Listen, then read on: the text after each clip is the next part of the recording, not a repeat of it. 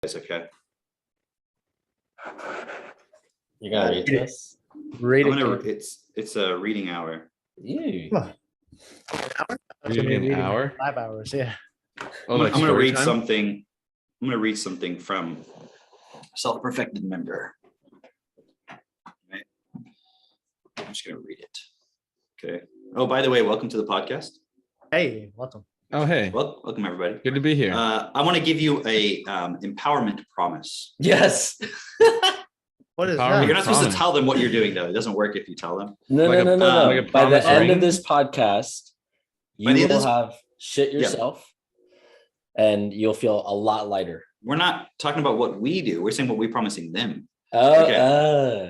Gosh. Here's my promise to you guys. By the end of this podcast, you're going to be so fucking hyped about what self-perfected is all about and the next evolution.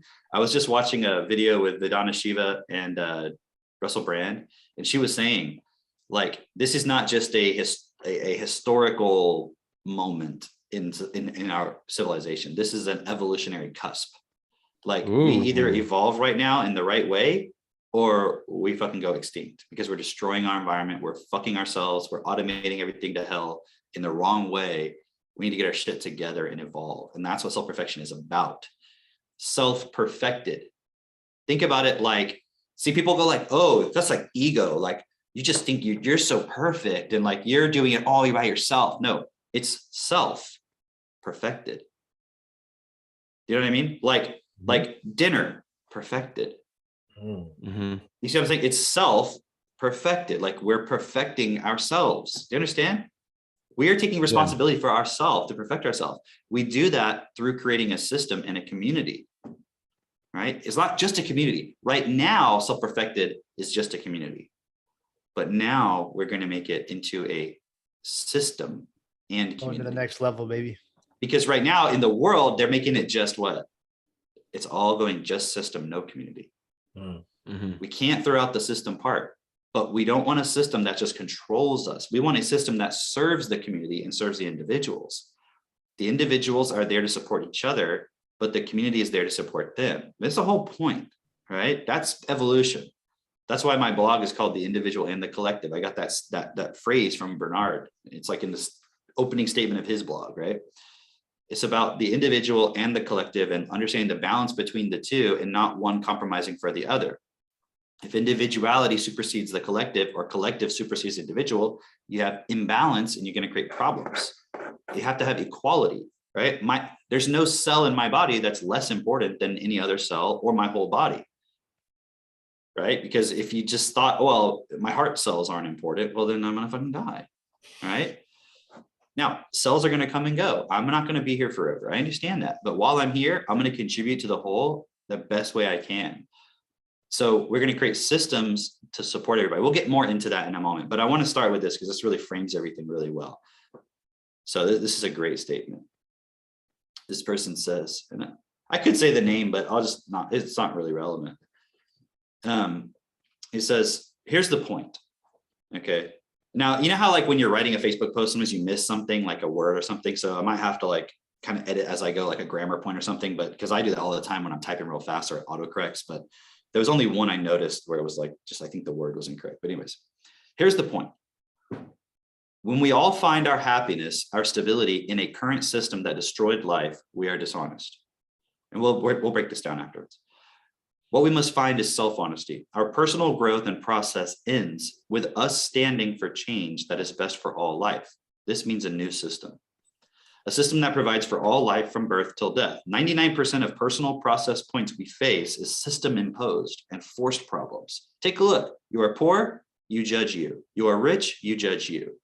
The fact that poor and rich exist and can exist is a system issue. Mental problems, family problems, relationship problems, all in the end is attached to money. And the trick is we make it personal. It is a great trap to keep people stuck in their minds to not see and stand for real change. As yourself, in an equal money system where you are taken care of from birth till death, your children, your parents, your siblings, and every living being on earth, what will your issues and problems be then? Then it will be purely who you are for real. So many things of what everyone is seeing happening on Facebook with me in my life, because he's been sharing some things that he's going through, And everyone involved has a deep history in survival, fear, paranoia, anxiety due to money issues and problems. Family time ruined due to money needed and sacrifices that had to be made. We all know this. We can walk our process to a degree in just self and one's life, but self in one's life self in one's life that is here, and thus a systematic change has to be part of your own personal process, because you are me in another life and I am you in another life. Redefine self. There is, in the end, really no self as a bubble. Our process of a personal level cannot be completed at this point just on an individual level. It is global. Look around you. Lose all your money today and see what happens to the definition of self and personal. It suddenly becomes survival and caring about money, because that makes the personal process possible. How about the billions of people starving and living in poverty in their personal processes, when their belly is louder than anything else? What is self and changing self for real? Is it not to walk 2 points at the same time, self as all in the physical, in sound, in thought, word, and deed? Right. So I just want to break down a couple of points from the beginning, and then you guys want to share a little bit of your perspective, because this is really the crux of everything. This is everything right here. Okay. When we find our listen, I'm going to call out bullshit when I see it. I don't care if you say you're a Gen member. I don't care if you say you're a Destiny member. I don't care if you say you're a Techno Tutor distributor. I don't care if you say you're a Self-Perfected member. I don't care what you say. I don't care if you say you're Jesus Christ or you follow Jesus. I don't care. If you say bullshit, I'm going to call it out. Okay. So the bullshit that I see right now from a lot of people in a lot of groups that we support even, but that are not walking equal with us as a group. The bullshit is, if I focus on myself and my happiness, then it'll all work out. If I focus on me having the best life, it'll all work out. You have to have money to do that. It's like I always make this joke, right? People are like, oh, I'm going to go off. Oh, I'll just detach from society and go live off grid. I'm like, do you know how much a tractor costs? I'm like, try living off grid without a tractor. You can't do shit because you can't lift things that weigh more than you can lift. You're fucked. You're not going to be able to build anything.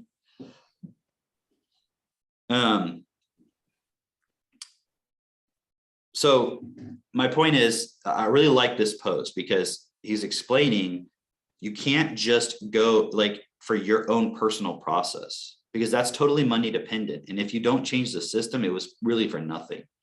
Your personal process, like you can't just say, well, some guy starving in Africa, he can just learn to like, walk his process and like be less angry or some shit.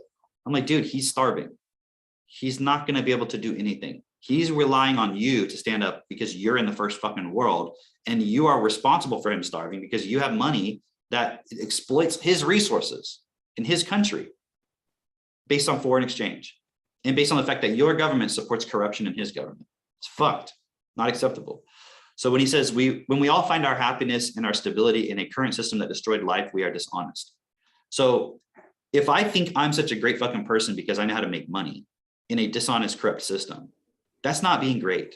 Being great is standing within that and directing it in a way that's best. If you think Tony Robbins is great because he's a great speaker, if you think anybody you look up to is great because they've built businesses and they made a lot of money, like Steve Jobs, like I've always said, Steve Jobs enslaved lots of people to make these little fucking iPhones. Yeah. Mm-hmm. He's not great. Now I can look at the things he was able to do and be like, okay, how can I learn from that and apply it, but then use it in a way to actually change the system? He said, what we must find is self-honesty. Our personal growth and process ends with us standing for change that is best for all life. This means a new system. So remember what we said, the starting point is the ending point. What's the starting point of your self-development, self-perfection, however you want to call it right now? Let's call it self-improvement, self-development. What's the starting point of your self-improvement? Let me ask you guys, what's the starting point of most people's self-improvement or self-development process? Their own happiness. Feel better. Be happy. Right? That's the end point then, isn't it? Mm-hmm. How is that possible in a world that is not designed for you to be happy? Remember, what did they say? Agenda 2030. You'll own nothing and life has never been better. Yeah. And for everyone so there's this huge pervasive myth of like, oh, I understand quantum physics. So if we can just raise the consciousness of the planet somehow miraculously through love, that's going to change everything. It's like no amount of love is going to get you in the room at the United Nations or at the World Economic Forum, so you can actually influence those people. Like, Yes, period. you're right. Obviously, like that's should be obvious to everybody. It's not, but it should be. It's not. It's not because they get sold on this idea because, oh, it's so easy to just sit on my ass and feel love instead of actually go build a business. Well, and what's go, the person's starting point is they actually just care about how they feel. So they find a way to Exactly. justify, well, if I'm feeling good, then it'll make a result. No, your starting point is your ending point. Your starting point is you just want to feel good. So your ending point is it's just about you feeling good. There is no, it suddenly turns into changing the world. Your starting point and your ending point have to be the same. And this is what this guy was saying. He was saying, and this is a person who's been walking this process for a long time who has really stood, and he's been very visible standing. He's gone through some things lately because other people aren't standing. And this is, you have to understand, I can't do everything on my own. Mitch can't do everything on his own. Asif, Drake, nobody can do anything on their own. We have to also, I was at remember I told you guys on the last podcast, I was going to go to this barbecue. I think I talked about the podcast. Yeah. For this congressman. Dude, you know who fucking shows up? Glenn Beck. And it's like a room of like 30 people. Glenn fucking Beck. I was like, what the? I saw him walk in the room. I was like, I looked at the guy I was with, Duke. I was like, that's Glenn Beck. And he was like, huh? And I was just, you know what's really interesting though? I didn't feel anything, any movement in me. It was actually really cool because normally in the past, if I've been around someone who's like famous, I would have been like nervous. I didn't feel that way at all. It was just like, oh, it's another person, but that is doing something that is in a certain position or whatever. So I'm like, I can learn something from this guy. So he's telling us all the behind the scenes stuff because he's been in the news a lot for like trying to get people out of Afghanistan, all this stuff. It was really cool. But there was one thing he said, because he was giving us a little speech. He said that he was friends with Billy Graham, like the, famous American preacher or whatever. And at the end of his life, he said to him, he was asking this guy, Billy Graham, Glenn Beck was asking him like, because obviously there's been a long time, there's been problems in this country, America and the world and so forth. And he was like, when's the next leader going to arise? Like the next, Abe Lincoln, so-and-so, right? And apparently Billy Graham said to him, it's not going to work like that this time. This time, everyone has to stand up. And I was like, wow, that's pretty cool, right? So that's the point, is like, it's not about being a great leader. It's not about, oh, look at me, I'm doing all these things. Now, you should use that to get other people to listen, but then you support them to stand up too. It's not to say like you should be humble and all this stuff. Humility is actually being equal to the system that you're participating in. That's real humility. Being humble is not, oh, I don't, I'm not going to show off that I have some money or this or that or whatever. That's not humility. Humility is not like, oh, I have 2 kids that are advanced beyond what anyone can fucking fathom is possible. So but I'm not going to talk about it because I want to be humble about it. Like it just happened. No, that's not humility. Like humbleness would be being willing to share it because you understand, not having such a fucking ego that you don't want to stand out, that you want to keep it to yourself. That kind of humility of just, oh no, I'm a humble person. That's humiliating. Do you see what I mean? Yeah. Like it's laughable. It's not funny, actually. It's really not, because you're fucking other people over by trying to make it like, oh, it just happened to me. It's not me, but you're making it like you're special by doing that. Just show how you did it.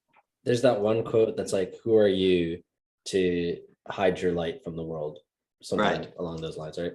And it makes like a lot of sense as far as if you're hiding or if you have low self-esteem, if you're not doing everything that you can, you're actually abusing this world. You're abusing everyone else because you're not giving it your all. You're holding everything else back.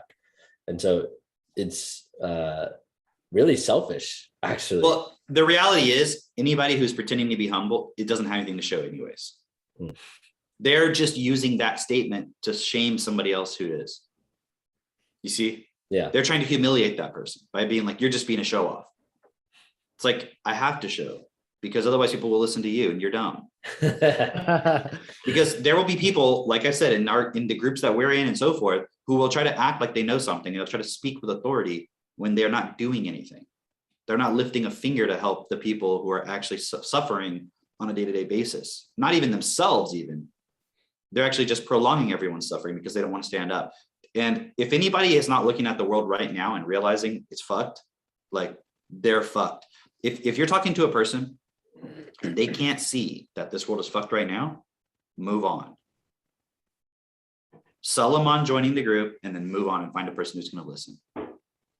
Because if you can't see now that it's fucked, you like it. You want it to be this way. You're enjoying it. Go read 50 Shades of Grey. That's the kind of shit that you're into. You want to see people being abused and tortured and you get off on it. Because that's what's occurring right now. People are being fucking abused and it's in our faces. And like this guy, like Glenn Beck said, he's talking about the whole Afghanistan thing, where the US government is just like leaving people to die, and no joke. And he's like, if they're doing this in front of our faces, what are they doing behind our backs? So if you see people who are willing to look at the world right now in front of your face and be like, well, it's not my responsibility, or I'm just doing what I need to do and it'll eventually work out. And they're not willing to sit down and fucking spend the next 3 months working out in detail, making sure that they understand how to solve the problem, or even a day or even an hour to do it, that person is evil. And when I say evil, I mean in the true sense of the word, not some moral bullshit, right and wrong. I'm saying unacceptable, evil, causing harm that is unnecessary. Everyone is evil to a certain degree because we're all allowing a system that is evil. Evil is not a force that walks among us. It is human beings that in themselves, in terms of who they are cowards. They're scared because they have low self-esteem, because they have a low vocabulary. The only solution is for us to support people to raise their vocabulary. But who has to do the work of that? Once you sell them, who has to do the work? They do. They do. They do. It's an individual process. Our responsibility is to sell them with no excuse, no fear, no limitation, but they have to take responsibility. If they're not willing to do it, move on to the next person. So we don't have time to sit here and help every person sort out their bullshit. We have systems, right? That's the whole point. So this podcast is a system because people can go back and listen to the audios that we are this podcast. And like, we don't have to say it every time. I have to explain the pursuit of happiness because we have a podcast on that, right? And also people get to see our growth process.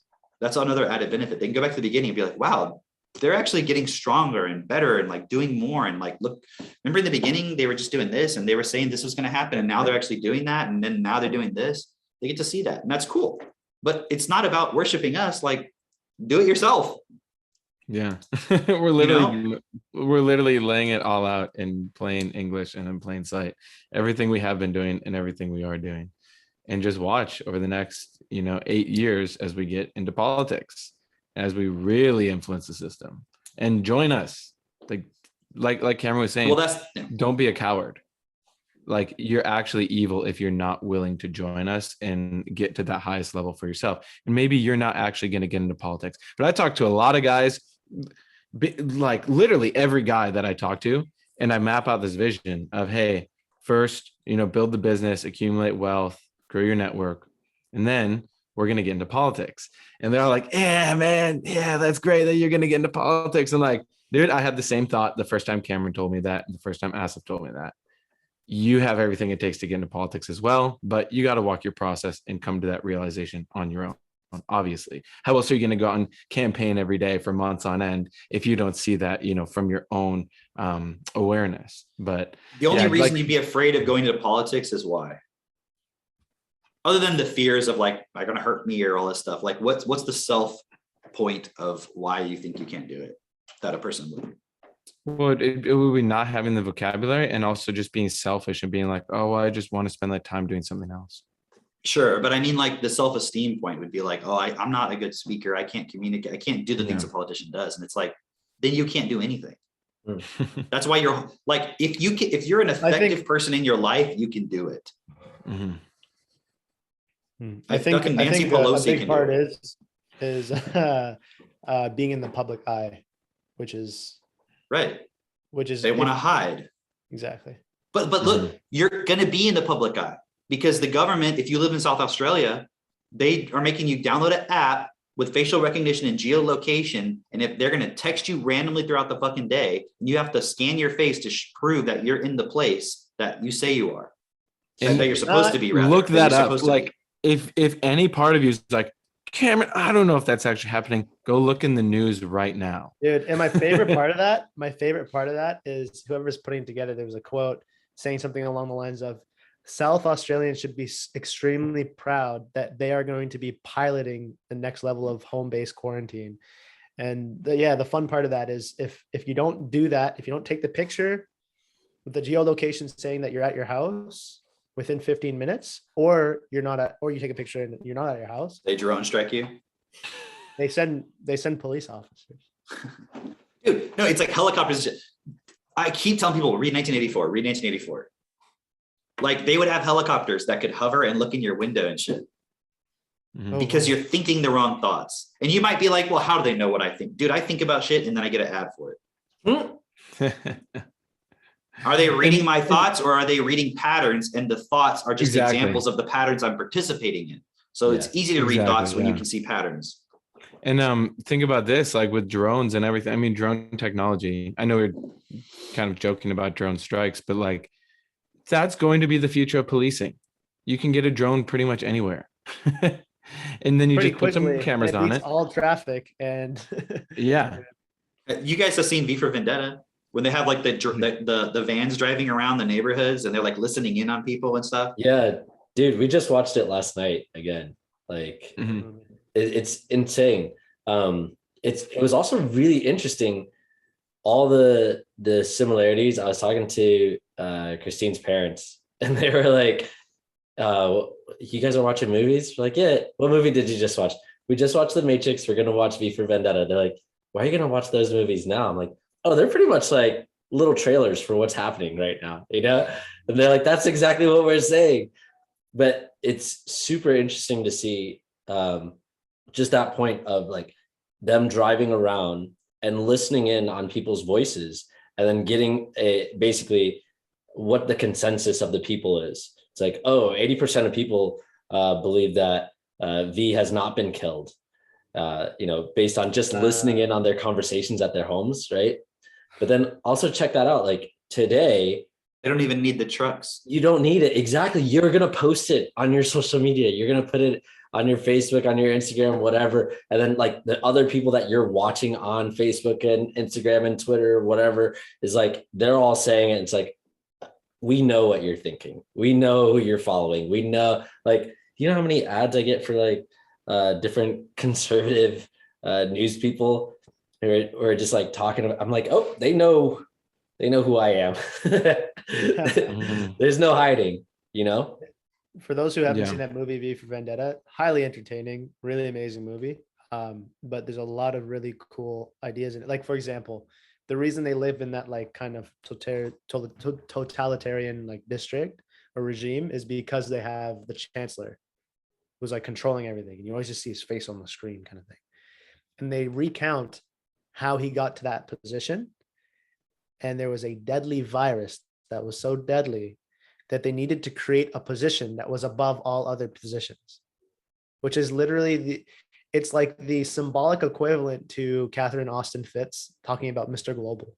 Mm-hmm. Mm-hmm. Mm-hmm. That's what it is. Yeah. And if you don't know what that is, you got to find Planet Lockdown, but it's been banned off of every major thing. But you can go on a website called BitChute, BITCHUTE, and look that up. Say it again. It cut out. BITCHUTE, right?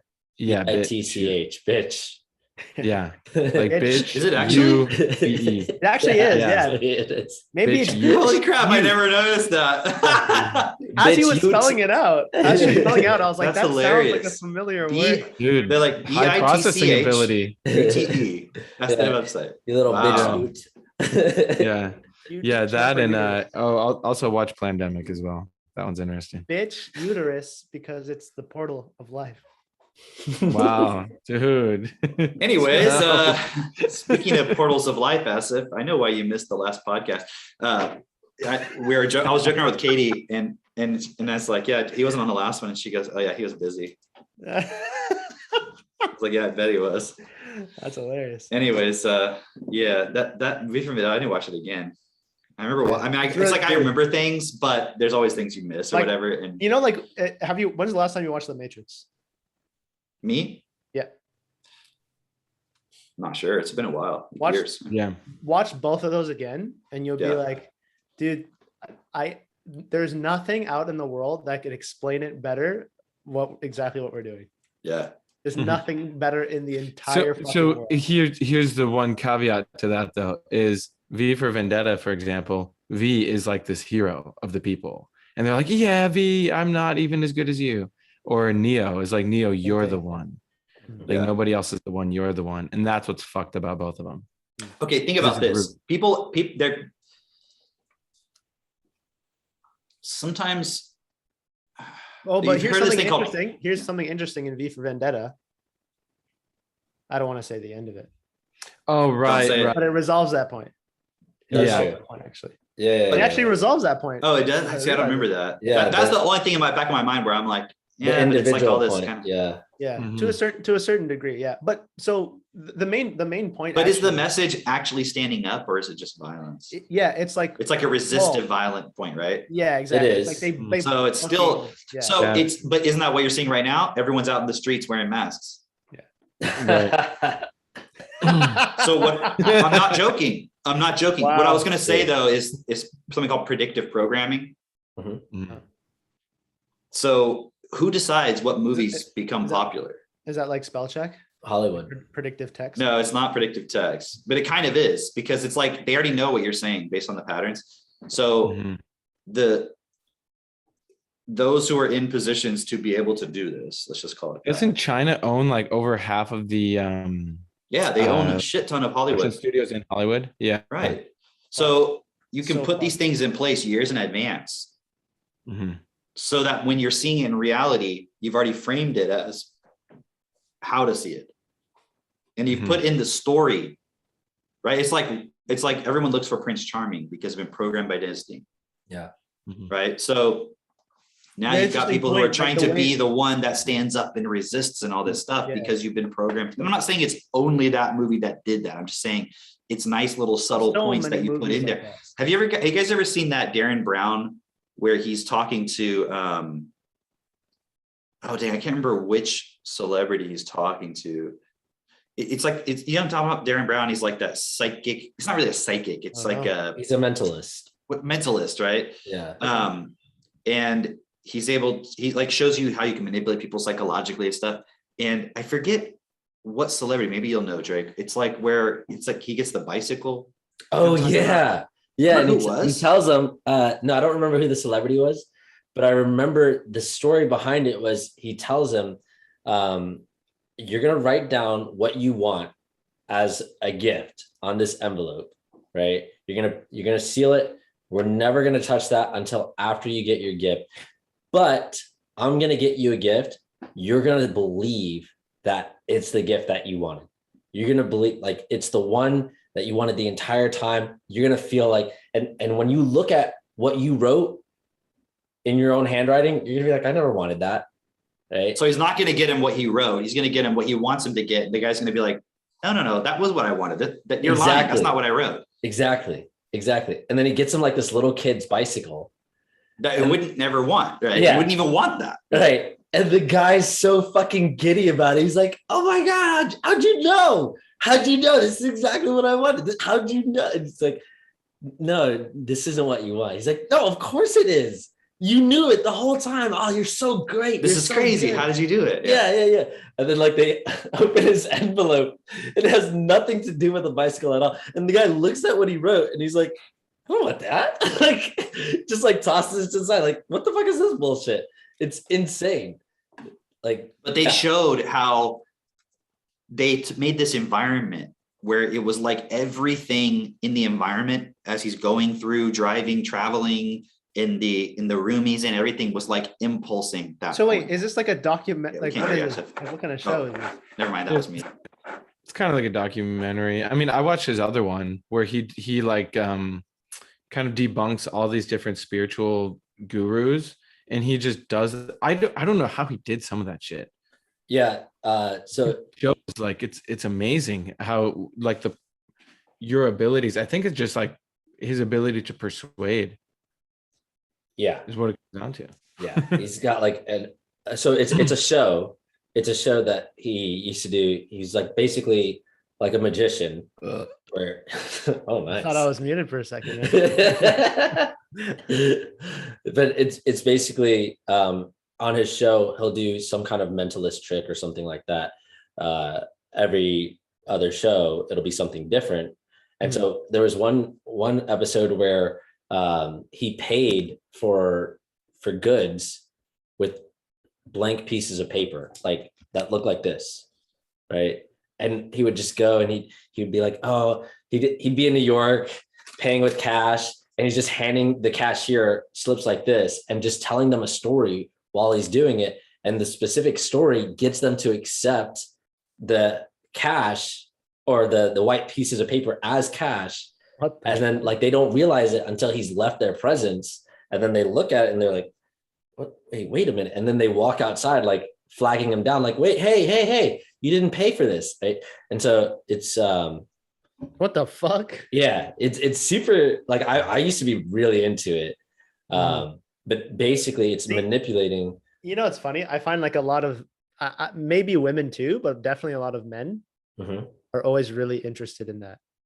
In what specifically? And like being able to control people's minds. Yeah. You know? Like, because what are you going to use it for? Like, come on. You know what I mean? And so it's like the basic, the realist way of doing that is obviously, because there's always going to be consequences to that. If you're doing something that's not best and you have to only manipulate, there's always going to be consequences to that. But the really cool part is about what we're doing is it is the highest purpose. It is the purpose. So all you're doing is educating, but it won't work if they don't have the vocabulary. So you give them the way of understanding the message. It's like it's written in fucking hieroglyphics. It's like it's written in code, even though it's just English, but we can't read. So it's like it's written in code, and you give somebody the decoder so that they can do it, rather than you like are constantly like using these crazy tactics and super ultra manipulation in order to get people to listen to you. Yeah. Because eventually the spell's going to break, and that's what we're doing for other people. Yeah. Right. We could just spell everything out in plain English if people just, and that's what we're saying. If you just build your vocabulary, understand what the fuck we're saying. We're not trying to be cryptic. It's just, if you have low vocabulary, you think it's like cryptic. You know what I mean? Yeah. Yeah. So should we spell it out where everything's going? Well, Cameron, do you spell it out? Do you still want to go through spell the beans? That message? The message Sorry, that you're reading at the start. You know the post that we started? No. Like I just wanted to use as a jumping off point of like the preparation of. I mean, this isn't just it should be clear from everybody from the beginning of our podcast. Everything we do, this isn't just about you personally. We're not asking anybody to do anything. We're not asking for volunteers. We're not asking for anyone's allegiance. Like, this isn't like, okay, guys, now we're going to tell you what self-perfect is really about. We're just showing you how now we're going to move into the point where it's even more supportive of the whole thing we've been doing from the beginning. So here's the thing, just to hit on that point where everybody thinks is if I focus on myself, everything else will change, is actually the literal opposite. Focus on what you can do for the group, the world, and change yourself in relation to that. Well, no, it's not the opposite. Let me clarify. I know why you're saying that. It's both. And that was what Guillaume's point was. It's both. Just don't, because you can't only look at yourself, because if you only look at yourself, the problem is you're not looking at how much power the system has in determining even everything about how you're looking about yourself. So you have to also look at the larger picture and yourself. And it's like, the whole point of your life has to be standing up and changing the system. That's what I'm saying. If it's like just personal happiness, right?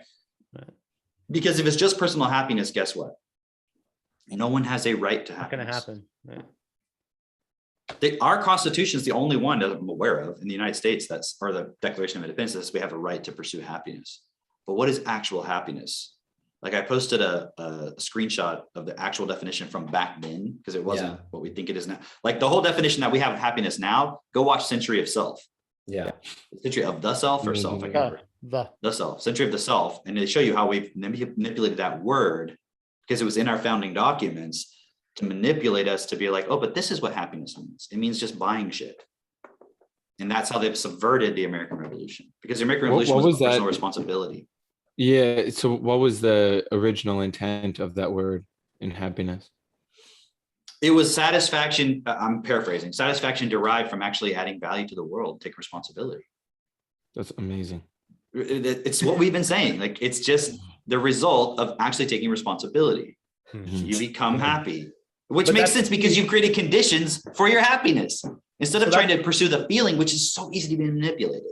Right. Symbolically. That's why, like you mentioned this point, I think it was here or something, that you're mentioning there's our individual realities that's happening inside of us, right?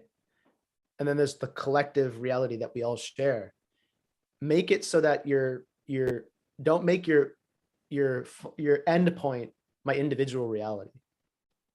It'll never work. Individual reality is so much determined by the collective. You don't even exactly. realize. So it's like, well, I don't want to be, submitted to the collective. It's like, but by focusing on your individual reality only, you actually are at the will of the collective. You just don't, because you're not exerting any personal responsibility for how the collective is coming back on you. So it has to be an inner and an outer equalization. This is the whole point. So all the tools, it's easy if you have the low vocabulary to take it and be like, this is just about me. It's like, yeah, it's about you, but you have to know what you're changing to be able to do. Otherwise, your end point, the change won't go far enough. It's like, if I was like, okay, guys, I'm going to go on a run, and then I'm thinking I'm just going to run down the street, but it turns out I'm actually supposed to run all the way to fucking like 3 miles away. I'm like sprinting down the street, and then I get to the end of the street. I'm like, oh, I have to go more. Fuck, I can't. But you're fucked. You got to be like, wait, hold on.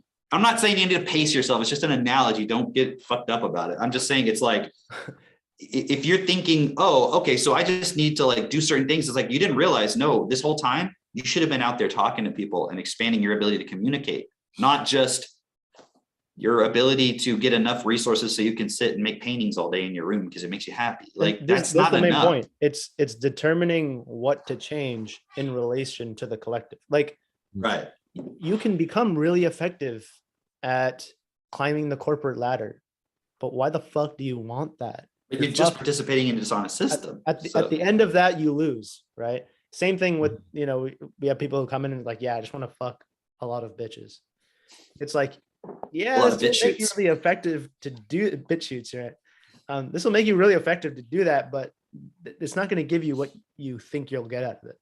Right. It won't. So that's why it's focus on focusing. Well, that's actually a perfect example, because at the end of that, you'll have had sex with a lot of women and you will have no deep relationships. Mm-hmm. Because you didn't even know this whole time what I should have been focusing on was who I need to be so that a woman would actually want to be with me, and I can actually be the person that would support her and have a deep relationship and learn how to give as I want to receive. You didn't develop any of that. So you got really good at attracting women. So now you're 35 or 40 and you didn't spend all that time maturing. And now you got to do it when you're 35 or 40 and you're tired because you're getting on your days or whatever. You see what I'm trying to say? Like, so this is the point, right? And I'm going to spell it out as best I can. And then at a certain point I have to go because I have a meeting in Louisiana. So at that point, maybe you guys want to take it over or whatever we need to do. Maybe it'll be enough, right? As if it's like, I'm out of here. It's gone. So let me give a vision. All right. It's not crazy. It's just going to make sense. It's nothing special. It's not like anyone's never done it before, but it's going to show everybody how to take self-perfected and make it something that will have more impact. And we'll eventually do things beyond this too, but this is kind of the next point. Okay. And this is only for people who see the value in being a part of the self-perfected community. Okay. So I want you to imagine, for example, where you live. Every week, every couple weeks, every month, however it works out in that particular case, you could go to, let's call it a meeting, but it's more just like a hangout with other people who are in self-perfected, like physically, locally, where you can hang out. And you could have a more structured approach if you want, where it's like you're going through some information or supporting each other or like discussing things, or it could be more free form. There's not like, it has to be a certain way. We can give suggestions about how it would be. So that way, if you're like, well, I don't know how to structure something like that, you could do that, right? We already have people like Mitch already has a clubhouse. So does Asif, right? Maybe he's at the clubhouse. I don't know. Maybe that's why he left. But the point is they already are running clubhouses, but it's not self-perfected specifically, although obviously you guys are in self-perfected. So what we're now going to open up is something called a self-perfected clubhouse. You don't have to call it that, but if you want to, you'll have kind of the weight of the group behind you as a way of supporting yourself to like bring people into it. And then they know it's not just you doing this, there's other people, there's the Friday night. So imagine on Friday nights, we have the global hangout, but on another day during the week in your area, you could have the local hangout, which is physical. Because if we only ever stay online, it's never going to grow. And what will happen is it'll just become a point where it's like, oh, you guys are just following Cameron and Drake and Asif, because it'll only ever be that point. This is the way where you prove it's not about Cameron, it's not about Asif, it's not about Drake or Mitch or anybody else. It's about each of us supporting each other physically in person. And by the way, you can support another person far more effectively in person than you can on a video where you're not even interacting with them really physically. Even if it's a call, it's different when you're in person, right? And that's why any successful movement business always has in-person group events or meetings, whether they're small or large, because that's just a fact that those things are more powerful. So those will be things that will be like a regular point. As a part of that, depending on where you're at, if you're one of the people like leading one of these things, and it's like if you're in a major city like Houston, you don't have to be the only one. There could be another person who has a self-perfected clubhouse and they're also doing one. You can go to theirs and they can go to yours and you can have multiple things. It doesn't have to be like, well, I'm the one who's the official self. No, it's not like that. We're just showing you a template of how we can grow things, right? But also within the clubhouses, you can have another part of it. Oh, he's back. That was a quick clubhouse meeting. Okay, it was a toast meeting. All right, so anyways. It was a Toastmasters meeting. Oh, you were going to Toastmasters? It's actually a pumpkin loaf master that man I got. Pumpkin loaf masters, okay. Ooh. So as a part of that, so some of you on the some of you listen to the podcast may have heard us over time talk about like other meetings we do, right? So one of those is a parenting group that Katie and I have started, and we've got quite a few people in there now. But they're all people who have TechnoTutor. And so it's kind of more of a TechnoTutor thing. And what we're doing is we're going to open that up to self-perfected. That doesn't mean you can get in there without TechnoTutor, because you're not going to be able to implement anything we're saying or be on the same page if you don't have TechnoTutor. I'm not trying to go into all the details right now about it, but I'm just giving you all an example. But we've changed that now into self-perfected parenting, because we were calling it the perfect parenting group from the beginning anyways. Now it's going to be the self-perfected parenting group. So we're going to start opening that up and showing people how, and again, this is just the online part. It's the global hangout of the self-perfected parenting. But in your local area, you can have self-perfected parenting as a part of your clubhouse. You could do one or the other. I would suggest you have at least the clubhouse and then the parenting. It doesn't really matter. Like you could do it all as one thing. It doesn't matter. But the point is the parenting would be more focused on, hey, how are we supporting each other to educate our kids, parent, stuff like that, right? Whereas the clubhouse could be like, okay, this is where just like the adults are getting together and discussing other things, that are not just parenting related. Maybe it's business and other stuff too, right? So within the clubhouse, it would be a place physically where you're discussing the principles, how you've applied them, sharing stories. It's a place where people can come to get support. Like, hey, I saw that you're in a relationship and I really want to be in a relationship. How do you do that? Because if you're trying to divide your time up randomly all throughout the week, that's going to be very difficult. You're only going to be able to really help like one or two people. But if you have a systematic way of doing it, where it's at every week or every 2 weeks or every month or whatever clubhouse meeting, people can come and there's a bunch of people there and they're all talking with each other and getting little bits and pieces, then they can go back into their week and take those things in there. And you don't have to be taking one person's time all the time. That's the problem with being the leader of something. Even if what you have is really good, it's hard to get that to a lot of people on a personalized basis because you only have so much time in a day. So you replicate yourself and you create systems to do that, right? So you have a local community, which is a self-perfected community, you don't have to all live on a farm together or some collective bullshit. No, I'm just saying it's like you all live in your own place. You can do that if you want to. I don't want to do that. I don't want to live. I want to have like acres where I don't see anybody. Okay. And if everybody else wants that, I want to create a world where that everyone can have that. Does that make sense? Because we got plenty of land for everybody. Okay. But my point is, you have a local community where you can interact and build relationships with people. Okay. If you want to work together and like, oh, I'm growing these crops and you want to share stuff, like there's so much potential there, but I'm just looking at the point of just being able to support each other by developing a relationship and communicating. A lot of things can grow from there. Right. And so you could be able to have somebody who's educating their kids and they've already done it for years, their kids with techno-tutor, and then a new person comes in, they're like, I want to do this because they don't want to put their kids in school and have to deal with all the bullshit. But they're like, well, otherwise I have to go to some homeschooling group where there's going to be like basically doing some school curriculum and it's all super religious and shit. Like, but I don't want to do that. I want to just teach them how to fucking read and do math. That's what we're going to have. Right. And we're going to have principles, because if you have the principles, you understand how to actually raise your kids effectively. So their natural learning ability stays open and they'll be able to see the tools and all that stuff. So it's real actual community giving as you want to receive, because any of us would have liked to have had that when we were developing ourselves, right? Okay, so that's that part. Eventually we'll have sort of like official announcements for some of these things, especially the thing I'm going to explain next, but I just want to give you guys like a little preview of what's going to happen. Is at some point in the relatively near future, we're going to have our first self-perfected major event.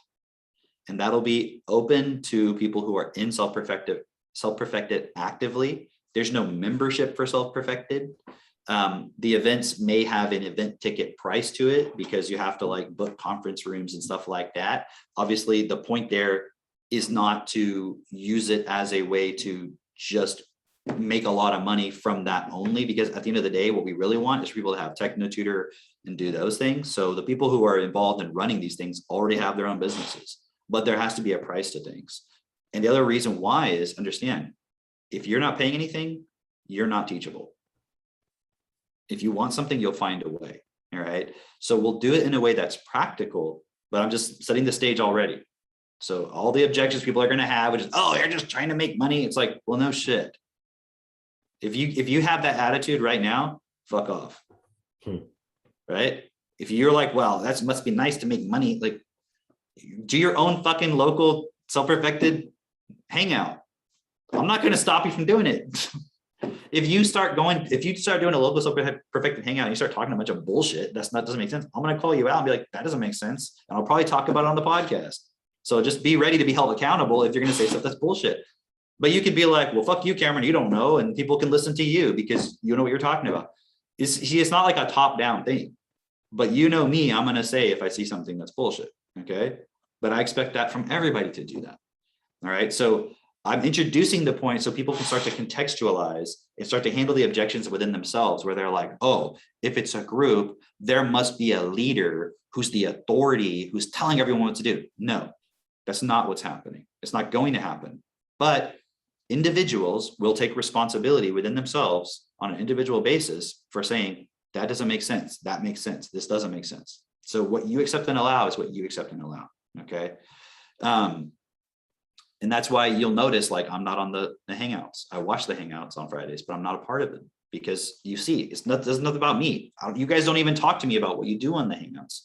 Like, you're not asking me, Cameron, what do we do this week? You guys just discuss it and you guys are the ones directing it, because we want to show people it's not about one person being the leader or people being the leader. It's just taking responsibility for different things. Okay. So the events will be really cool because that'll be a place where people can come together and experience like a whole nother dimension, which is a group setting. Because remember, the Gen events are really cool when we all get together, right? The only challenge with just being only in Gen is that the Gen doesn't know what we know. And that doesn't diminish what Gen knows, but they don't know what we know also. So we don't want to go into Gen and make everybody like not listen to Gen and think that we're a threat and we're trying to take people away. That's not the point at all. We see the value in like the Gen training and so forth. We've applied it and we're always going to suggest people study that stuff. Okay. And if somebody wants to be a part of Gen and go to Gen events, that's fine. No problem at all. Same thing with destiny. If you want to go and be a part of the specific destiny group where it's like, I'm in destiny and I'm talking with destiny members and all that, you can do that. That's fine. But what we're doing with Self-Perfected is we have an umbrella that brings all those points together, and we show how they all fit together to allow you to have that end point, like we were talking about in that post that person was making, where the end point is changing the system. So if you only participate in any one of these individually, even TechnoTutor, if you just have TechnoTutor and you're not studying the destiny principles and you're not applying the Gen training to like build a business, you're going to limit yourself. You're going to be like really good at school. Eventually, if you use TechnoTutor long enough, you're going to realize, oh, I need to do all those other things, because you're actually going to start to understand. So I'm not worried about it, but I'm just saying, I'm not saying just do this, this, or this. I'm saying all of these points come together to allow you to really make the purpose of your life the highest possible purpose. And you can work it out for yourself, right? So we would have the major events. And then in terms of systematizing, and I don't mean like in a curriculum you have to follow, it's just more like a centralized place where you can find, okay, what are Bernard's audios? You know, because like it'll say like, go listen to these things on eQuaf. Here's eQuaf. Here's where you can find Bernard's audios on YouTube. Here's where you can find his blogs. They're right there. Here's where you can find all these things. So it's not about like, we're trying to take them and say, these are ours, we made it. No, Bernard wrote these blogs. These things are from eQuaf. Here's your wish is your command. You can go get it here. It's more about like showing people this is the things you can do. Kind of like, you know how Jen has a book list, right? Yeah. Do we need to make our own book list? I mean, we can be like, go read the Jen book list, go talk to them, get the book list. And then here's other things we recommend as well. You see what I mean? So again, it's not about usurping or taking what anyone's done. It's about showing like, these are all the points you need to do. And here's all the other stuff we recommend, because Jen's never going to recommend read Creation's Journey to Life. Yeah. And Destiny's never going to recommend listen to your wishes, your command. Somebody's got to say, do both and do this. You see what I'm saying? So I'm just giving as much context as possible for people to understand as we start talking about these things more and announcing things, you can have context for what it's all about. But at the end of the day, I just want to jump in real quick. Like sure. The amount of people who told me during or after the event that being able to meet everybody in person, from Self-Perfected, TechnoTutor, distributors, all that stuff, has completely shifted their entire life path. Yeah. was unbelievable. I was like, you know, I've been to a lot of Gen events, and you know, people be like, yeah, like things have really changed, and you know, I'm more excited about whatever. But the sheer number of people who specifically changed what they were doing and got totally expanded in ways that they couldn't go back was particularly because of the massive group that we had at that event that really influenced people. Now imagine having that where we have the freedom to express everything Self-Perfected, everything that we're directing people to. And you know that everyone also gets what you're talking about. Where if you talk about principles, it's actually a word that is in the average person's vocabulary at that event. And the difference between happiness or chasing a feeling and structure, right? So I get to see that on a growing scale with double the amount of people, triple, quadruple the amount of people, the effect that will have on people, knowing that they're united in a common purpose, the true spirit of a mastermind. No, I know that no one, if you weren't at the last Gen event, you haven't experienced that before. Unless you have a local community, you haven't experienced that before. So doing that on a scale that's never been done before is going to be not just mind blowing, but like physically change who you are, which will be really cool. Yeah. and plus we'll be able to go deeper too. Like a lot of these other events, it's kind of like you know, like a beginner basic type stuff. And of course you always have to you know, be focused in mastering the basics, but also then we can go deep too, like with the big group, because usually we just go deep with the small group, but we can really get into like the nitty gritty of what does this actually look like to become the most effective version of yourself. Like, how do you need to talk to people? How do you need to present yourself? How do you actually build local systems, things like that?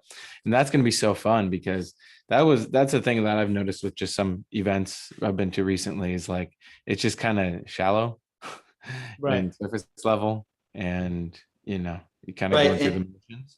Yeah. And we want to recognize people for getting married. We Mhm. want to recognize people for having a kid. We want to recognize people for, wow, their kid's 2 years old and they can read. Look, we want to recognize them for they just bought some property. They just made a lot of money that their next goal was, or whatever it is. We want to recognize them because we actually recognize that what they've done is best. Does that make sense? We want to kinda like the recognize difference- that they did something that is best. We recognize Yeah, it, and then we're safe.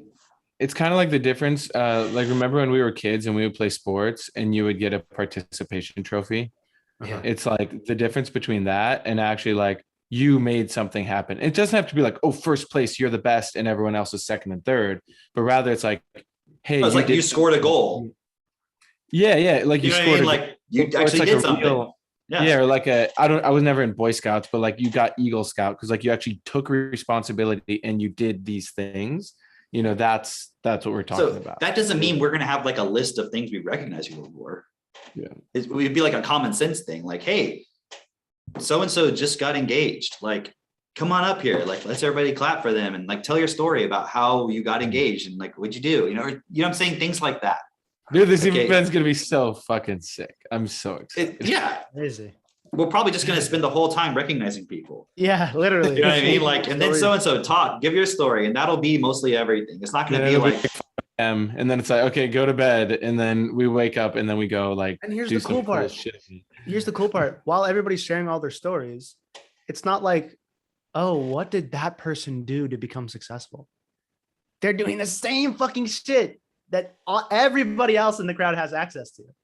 yes. You know, on top of that, it's like, it's actually interesting and engaging to hear this kind of recognition, you know, versus like, you ever go to an event and they're giving recognition for some shit you really don't give a fuck about. And then Right. and you're like Well, bored. You're like, what the fuck? And there's am I a doing? hope, there's a belief, like if I clap for them, I will eventually get that back too. Right. But you don't actually care, so you're faking it. Right. Exactly. And with this, it's so relatable because even like, so I'm already engaged and everything, but like still from, for example, hearing. Hey Megan guys, let's and give him a Carl- little round of applause here. All right. Thank you.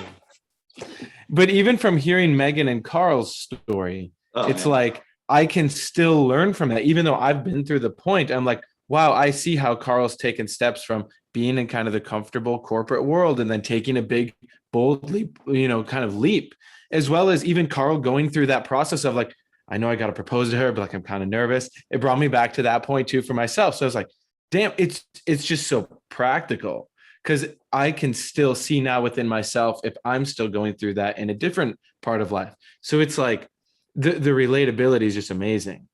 It's Yeah, not could like, you imagine oh, at the end of other people's stories, it's like, tell us your story, what you had to overcome to get it, and what you would suggest to people. And the suggestion Yeah. at the end is like, you got to keep pushing. You got to keep focusing on what you're grateful for and all that stuff. Okay. You're like, that's it.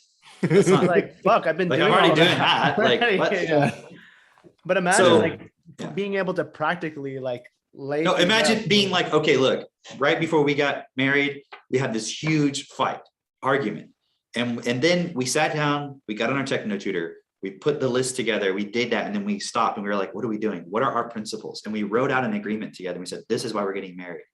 And then that's why it's been so successful. Like they're actually telling me, because we have people doing that. It's just that's usually happening on the distributor calls. You know what I mean? Right. Or on the parenting call or whatever. So we would be able to do things like that in a much bigger group setting.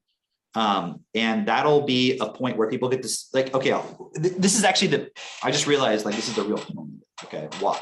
The why. Because again, the details, we're not really trying to give all the details. Like even some of the little tiny details we're saying, maybe we'll adjust it. It'll be better than that, or people will come up with better ideas or whatever. We're just giving you the why behind it. That's all it is. When I went to the Destiny Farm in South Africa and I met Bernard Pullman and I spent 6 months living in the same place as him, I was like, this guy's for real.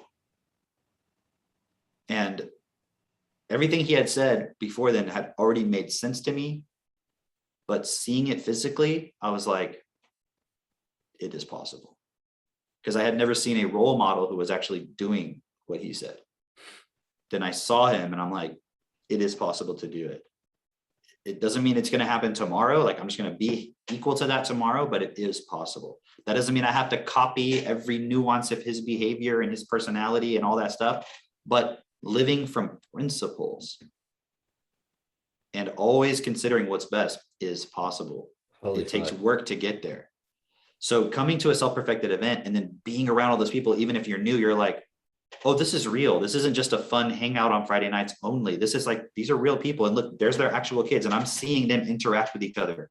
And we're hanging out till 4 a.m. and there's no drama. And we're all having an amazing time. And no one's even once fucking mentioned, you should try to feel good. Kim, and no one's drunk and no one's high. And no one's drunk and no one's doing any drugs. And like people are just hanging out. What were you gonna say, Drew? That's the realization that I had the first time I visited with you and Katie at your place. Like where it was just like, because I went there because I wanted to see what a functioning family looked like with the mother and father together, because I'd never seen that before. And then when I saw you guys, I was like, oh shit, it's possible. And it was better than I was thinking of anything that I had ever seen. And I was like, this is amazing. Okay, I can do this. Like it is possible. Yeah. And it's funny because that was like years ago, right? I had no prospects for a relationship or anything like that, but I knew that's what I wanted. And then now I'm in a relationship that's like amazing. And we're creating that. And we're like, oh, okay, look, these are the steps. It's so practical, right? I can see the value of, okay, yeah, creating that here, like being able to go to a local meetup where you're seeing other people actually living this, because I got to see that. And that really changed things for me, where I'm like, okay, yeah, I'm going to do this, you know?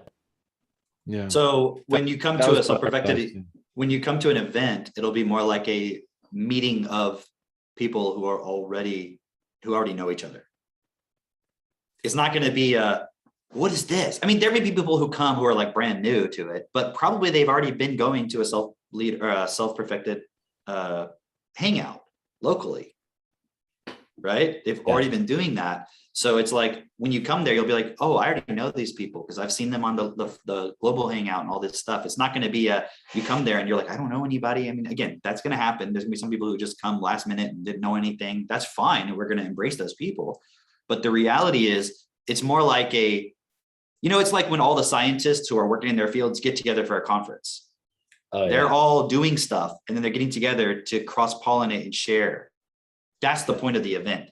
Kind of like an event 201 or more kind of like an event 201 where you plan the next pandemic. I mean, you make sure that you have the solution in case it happens. Simulate a fake. Yes. We won't simulate, but we will stimulate. Oh, not bad, baby. Oh, let's put that on the event page. We will stimulate before we educate. Come get stimulated. And educated. Dude, there you go. Come get stimulated. That's funny. Actually, there's that audio, right? That the one word to roll Bernard. the ball. Yeah. We don't say what it is. Okay. Yeah. Was it called the one word to rule them all? Something like that. Yeah. Something like that. Yeah. We listened to it the first time I visited with you. That was the last time I listened to it. Really? That was great. Anyway. Okay. That's going to be a lot of fun, just creating that for everyone else who, if you want a family, if you want to have relationships where like it just makes sense. Like if you're seeing how your family grew up, your mother and father, or your brother and sister or whatever, and you're like thinking this isn't what it's supposed to be, you're probably right, you know? But the only people that I've seen that are actually living like actual communicating with and loving your family or whoever you're in communication with is the people within this group. And I mean that like not in a sense of like you should do what we're doing. I'm like trying to sell you on. I'm just saying, as far as observing people, when I observe people, I'm looking at them like, okay, would I actually live that way? Would I actually be this kind of person? This person seems like kind of an asshole. These people, they act like, they're better than other people, but they're actually like kind of really, they don't understand each other. Even they don't understand themselves. They're kind of bitches to each other or whatever. Like when I see people within this group, it's not even something that I'm justifying. Where like when you have a friend and you're like, yeah, you know, they're not the best, but like I get them. I understand why they're doing that. It's like the people within this group, I'm like, no, I can completely see that is how I would be. This is exactly how I want to be. This is as far as the relationships go, as far as not just relationships with your spouse, but relationships with like your brother, like Asif and Kian. It's fucking beautiful, you know, like the relationship that you guys have been able to create together and how you actually support each other. And I've gotten to watch that, right? Before you guys were in relationships with your partners, right? Mm-hmm. Before then, I watched you guys support each other and it was like, man, that's fucking amazing. I want that, right? And then the relationships that I have within this group as well, like, you know, just the support that I've gotten from each one of you individually and so many others within this group has been tremendously supportive for me, even when you're not like physically here, but just supporting me to actually push through my own challenges and, you know, things that would never even result in like a direct benefit to any of you, right? Yeah. It's been absolutely, this is the life that everybody would love to live. This is when you're thinking about and talking about, oh, if we had a world where people actually cared for each other and took care of each other and all that kind of stuff, that's what we're actually doing. Yeah. We have a microcosm of that right now, and we're expanding that. And we're saying, look, this is what you want to be doing. Get involved now so that you can live it. This is how it expands. It's not just going to happen randomly where you're like thinking one day or meditating or taking a shit, whatever the fuck it is, right? And you're like, oh, you know, one day people are just going to love each other. That's not how it happens. Like we have a community. Like start doing it. Yeah, exactly. Exactly. We have a community. We're already doing that. Come join the community. See what it's actually like. Be a part of it. And then don't participate in the bullshit of like what everyone else is doing, all the drama and all that. Like learn how, okay, look, you can see a real example of us doing it right now. Become a part of it. And then you can bring that into your world as well, because you can see, oh, no. I know what's possible. And so what I used to do or what used to go on in my environment, that's no longer acceptable. And you can actually change that, and you can get support from the people who are actually doing it and go, okay, I'm trying to do this. I'm trying to stop this, but I don't yet know how. How did you guys do it? That's what we're here for. That's what we're expanding. That's what we're sharing with you right now.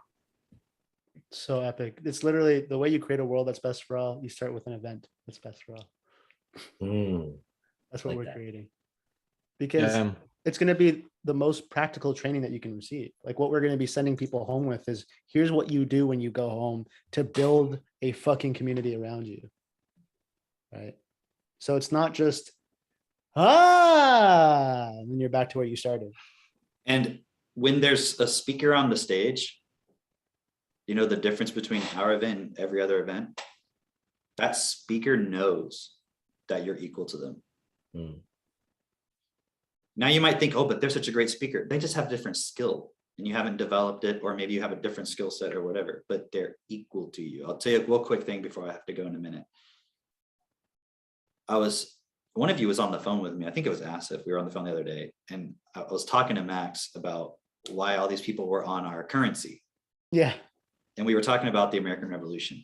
And I was explaining to him, I was explaining to him about the Declaration of Independence. And I was saying it was basically these guys got together and they wrote a letter to the king, because he knows about what a king and a queen is, right? And I said, we used to have a king where we live right now. A king used to rule this part of where we live, you know, this country technically, right? But it wasn't the country then. And I said, there used to be a king. And then people in this area, you know, in our country that wasn't yet a country, got together and said, we're not going to accept that anymore. And they wrote a letter to him and they said, we know you're equal to us.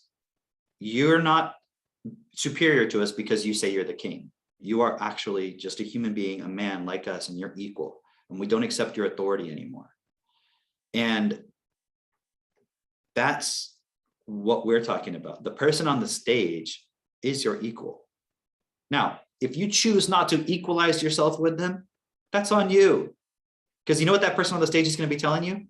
Exactly how they did it, how they use the same tools you have, and how they went through the same shit you went through. Because we're not going to have fucking Tony Robbins. We're not going to have fucking whoever, Proctor. Bob Proctologist. We're not going to have him sticking his thumb up your butt for a COVID test, right? There's going to be just people in self-perfected, whether it's me or Mitch, or it's you listening to this because you're like, I want to speak on the stage, or we talk to you and we're like, hey, you just did this thing in your life. Will you come talk about it and share how you did it with other people? Just like we do in all of our meetings. We're like, hey, Mayor, you just did this thing. You just got a new apartment. Like, can you tell everybody how you did it? Because you were living at home a long time ago, like, and now you're living in an apartment that you paying for a luxury apartment. Like, how did you do that? Talk about it.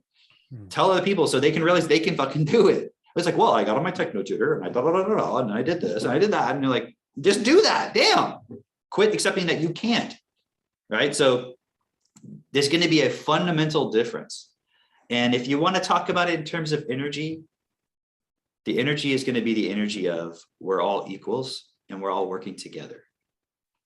So if you want the energy of some magnificent, blissful being on stage shining their light on you, while they laugh about you in the background because they know you're a sucker, don't come to our events. The only time we're going to laugh at you is when you talk shit because you're not willing to do what we're doing and what we're sharing and showing you how to do and that other people are doing. That's the only time. And honestly, if you're not saying anything, we're not even going to talk about you. If you come in here and you try to talk shit, guess what? We're going to talk shit. Right? Yeah. But we're going to direct people into and expose your bullshit. That's all it is. Because we know what we're doing. We're here to change the system. That's the whole starting point. And all that stuff that you said, Drake, about like the community that you experience being a part of this with all of us together is because that is our collective purpose. Our common purpose is to change the system. That's the only reason it's happening. If it was just about each of us individually self-interest, we wouldn't be pushing ourselves to the level to actually have that type of community where everybody cares. Yeah. Because to get to that level of actually changing the system, you actually have to care about everybody equally. It's the only way. Yeah. Right. I'm going to go now, but if you guys want to keep going or whatever you need to do, I will watch the rest of the podcast.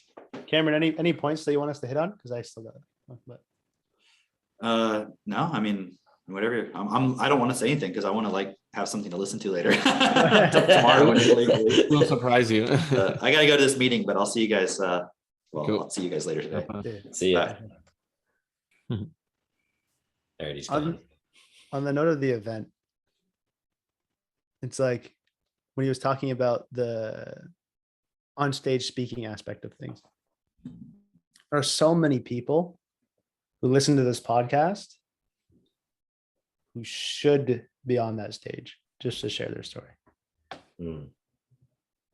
Like I'm sure every single one of you two can think of a dozen people each that are like, holy fuck. Right. And the coolest part is it's systematic. It's systematic, right? So in terms of what we're all together, everybody listening to this, what we're creating all together is something that's never actually been done before, ever. Mm-hmm. Because it's not just another convention.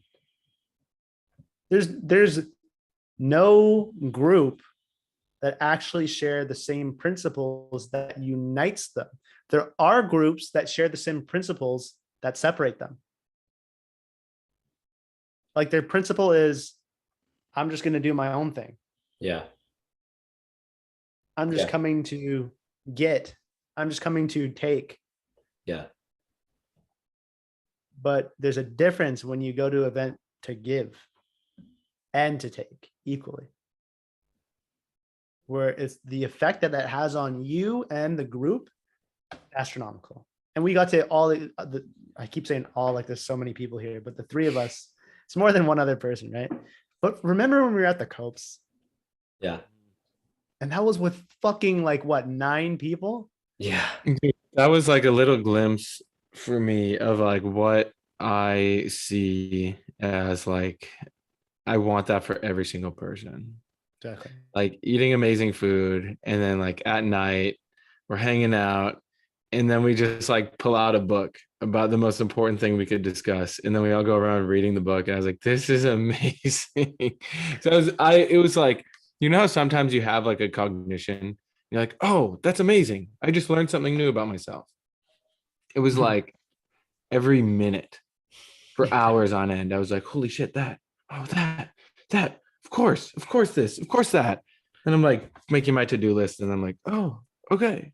And then I got the whole game plan for the next year of my life. Yeah. I remember talking to somebody on the phone in the backyard, and coming in, and there's like 2 people playing chess on the ground, like 3 people reading together, 1 person, like 2 people watching like something like a video on their phone, and like another 2 people like scream laughing at some stupid thing. Like it was just a sight that I felt the exact same way. I'm like, I want this for everybody. Yeah. Yeah. And so imagine that, except instead of with 9 people, 100, 200, 400, 900. Yeah. right? Yeah. It's like there is nothing that will compare to that. And the most important part is about taking that home, where we're going to look at the practicality of how do you actually take that home with you and spread that to your environment, right? Because I mean, we're creating the blueprint right now, and it's working, Mitch. Yeah. Right? Yeah, it's working. And Working so, very well. And so, because me and Mitch were talking about it yesterday, and the point is we're creating that blueprint so that everyone can map out a self-perfected community. Mm-hmm. And here's the like a really interesting point to look at for everyone listening. I got this really cool text after the last hangout. Oh, hey, Milat, the guest appears. Hey. Bye. See you, Bye. Mila. After the last hangout, that one was so awesome. I love hearing from all different types of people, because you just see people from all around the world that are all applying the same principles and all getting amazing results. So it's this proven system that we have. And one guy's local, and he'd been on a few calls before. He's friends with the guy who's a distributor here. And I just texted him. I was like, hey man, how did you like that hangout? Because I saw him popping in and popping out like on video. And I was like, okay, he's engaged. And he goes, here, let me just read this so you can see this. Here he goes, hey. So I said, hey man, how did you like the self-perfected call last night? He said, hey, I was actually just about to text you to thank you for inviting me to this group. That call was something extraordinary. I just ended a 5-year relationship, so it resonated pretty deeply for me. I was like, oh wow, yeah, we're serious about what we do. He goes, seriously, Mitchell, thank you. I'm ready to grow and change the world with like-minded people. I see and feel the difference within this group from TechnoTutor. I said, what do you mean by the difference? He goes, the difference between groups of people who say they want to change the world and the groups of people who actually wake up every day and do it. And that's this point that's commonly happening. I mean, I just met this dude a month ago in passing. He came to one of our meetups. I was like, oh, he seems cool. And like, he saw that the world's fucked up. And this is the point. So self-perfected, our tagline should be people who actually care. It's so simple, but like we actually care. Yeah. And you see people because they see us week after week showing up. It's one thing to make one post, or like you put the little banner around yourself on Facebook, like I got my vaccine or I didn't get my vaccine. It's like that's not showing me really anything except your virtue signaling. Right. But you look at my, past year of shit on Facebook, the year before that, it was like this progression of showing I give a fuck.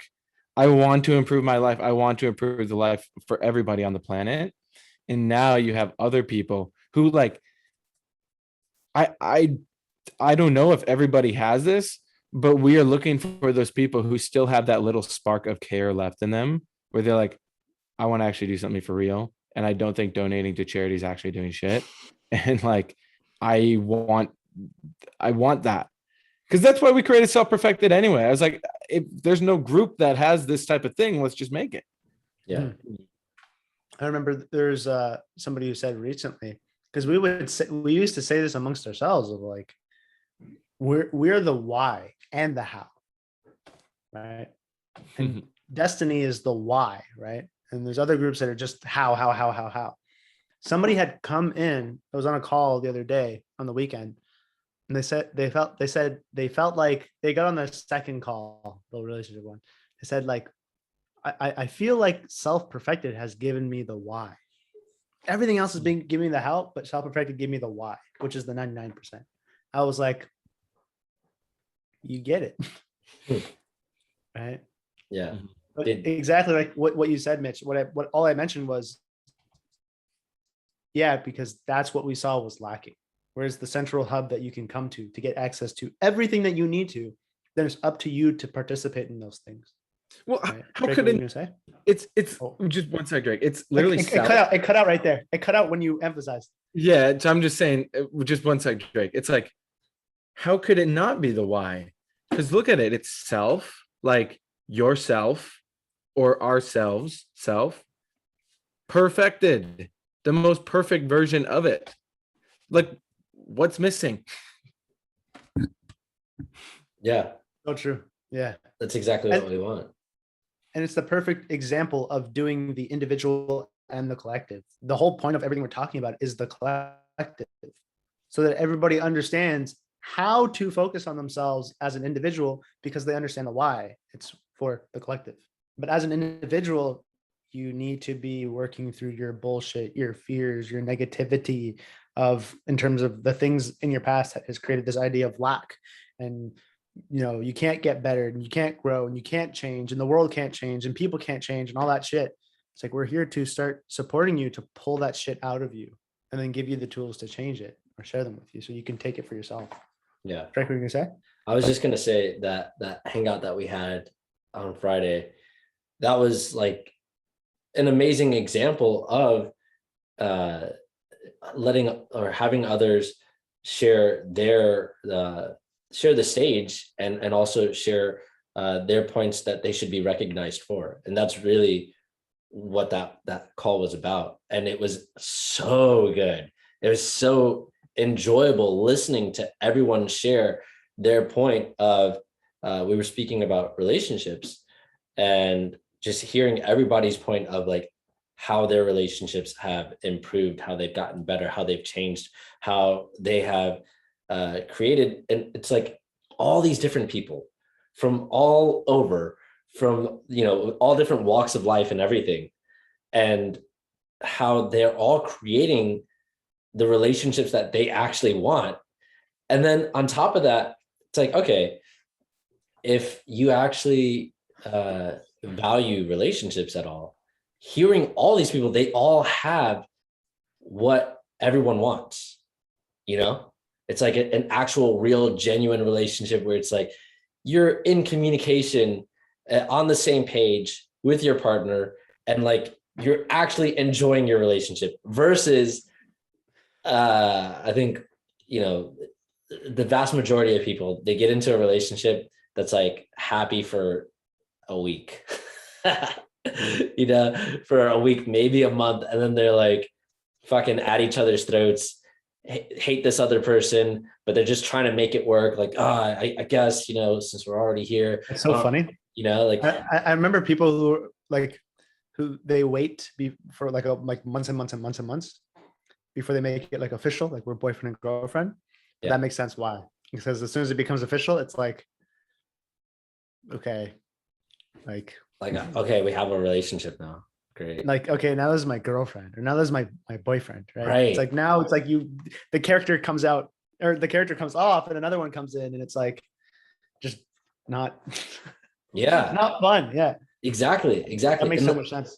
Here's the other reason why people do it is because people are so afraid of commitment. And that's one thing that we are not shy. We don't shy from making a commitment and holding to it, right? But people are so afraid of commitment that they'll start a relationship and you'll ask them like, okay, so what are you guys planning? Where do you guys see yourselves, a year from now? What do you want to do? And they're like, oh, we're taking it slow. Well, what does that mean? Oh, well, we're not sure, if we actually do want to be together. Like, of course I like him or like her or whatever, but like a year from now, don't know where we're going to be. It's like, oh, you guys, you're not even in agreement on what this relationship is. Like, what are you, just fucking around, just like wasting time? You don't know if you're going to be together. You don't know if you have the same principles, if you are creating the same things, if you're walking in the same direction. Even it's like, okay, so you haven't even committed to your own relationships. What are you expecting? Because what happens then is that relationship falls apart, and people are afraid of that happening, but they're afraid that they're going to get into a relationship, it's going to fall apart, they're going to be embarrassed if they said, that they had committed to that person or whatever. But that's like, okay, the reason why that happens is because you didn't actually commit. If you actually commit, if you're actually in agreement when you first start out, then you work through all that stuff, especially, well, if you have the tools that we recommend. If you have these tools, it's like, oh, okay, whatever challenges that come up, no big deal.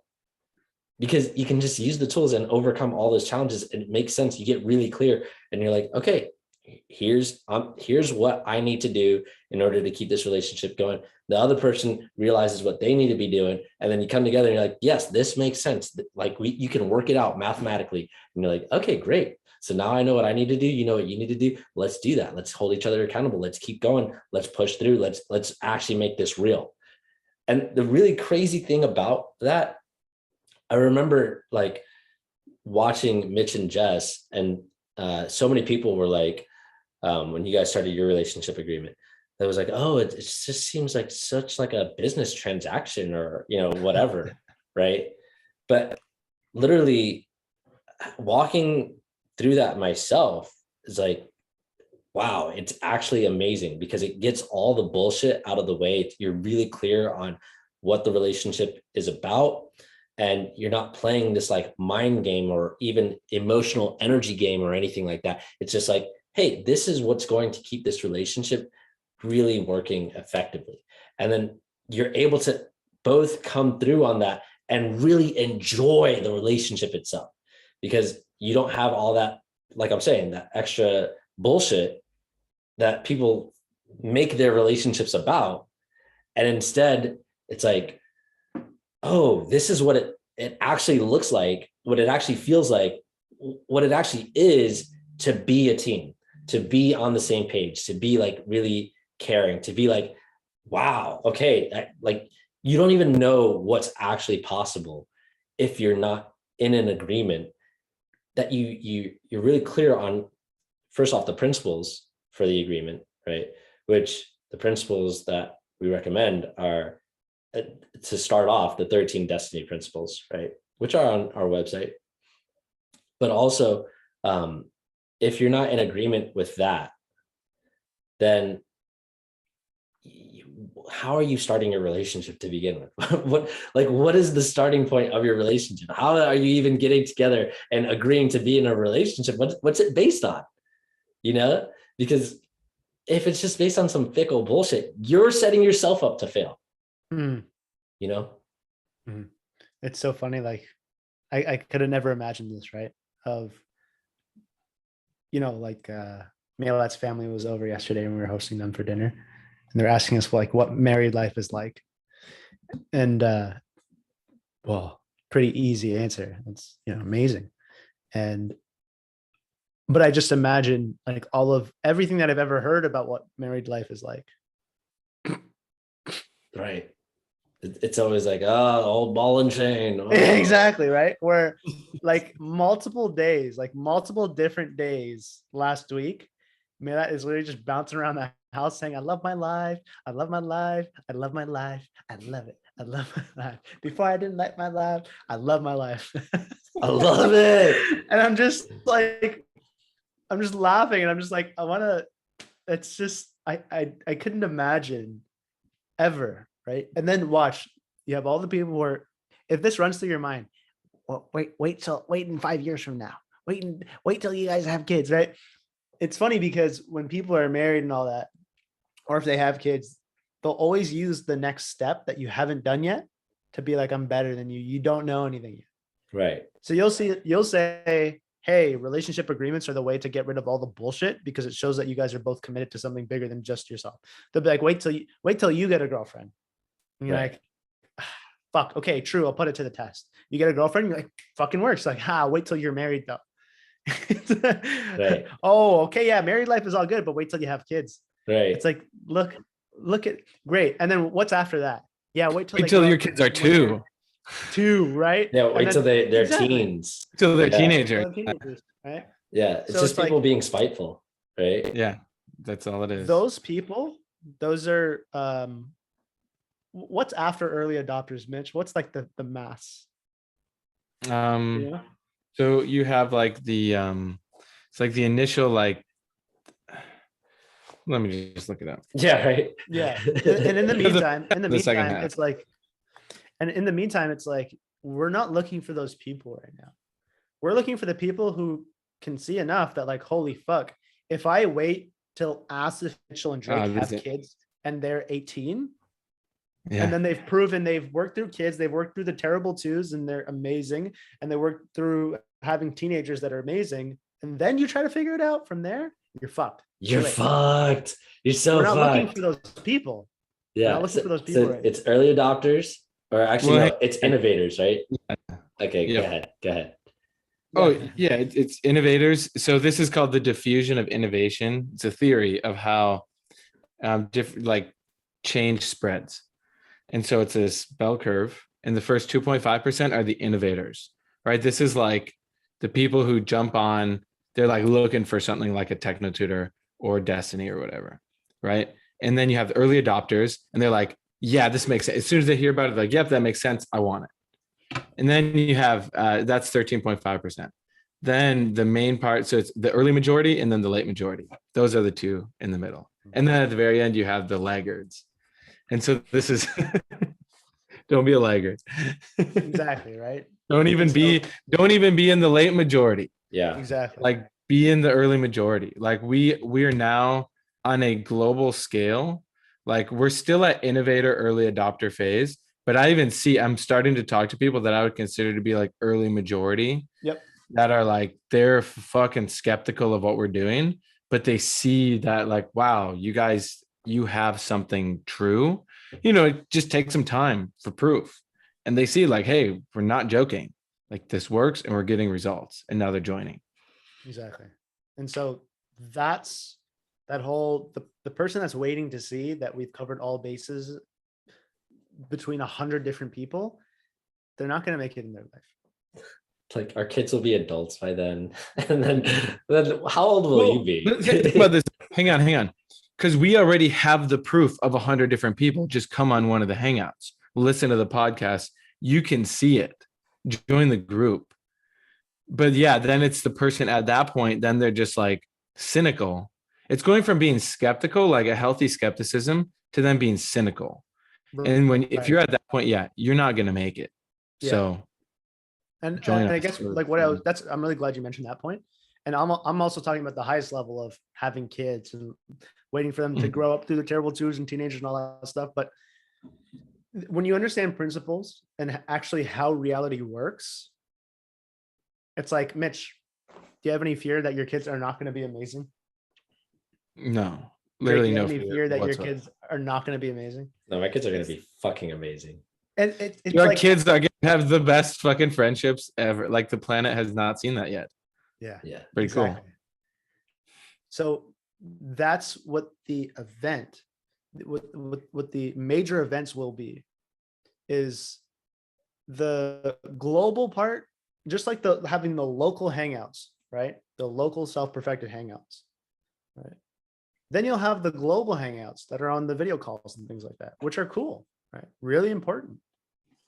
But the major events, that will be the physical connection that binds everybody together. That when they go home, you'll get an entirely new level out of the virtual events. You'll bring an entirely new level to the local events that you will not be able to create in any way. And the cool part is we're now able to do that. This is a very specific point in reality. And Cameron mentioned it really, really well, whatever he was quoting or talking about, of we are not on some fork in the road. We're talking about the evolve or die, evolve or extinct. Symbolically, as a species, the self-perfected event represents the cutting edge of human evolution coming together. Yes.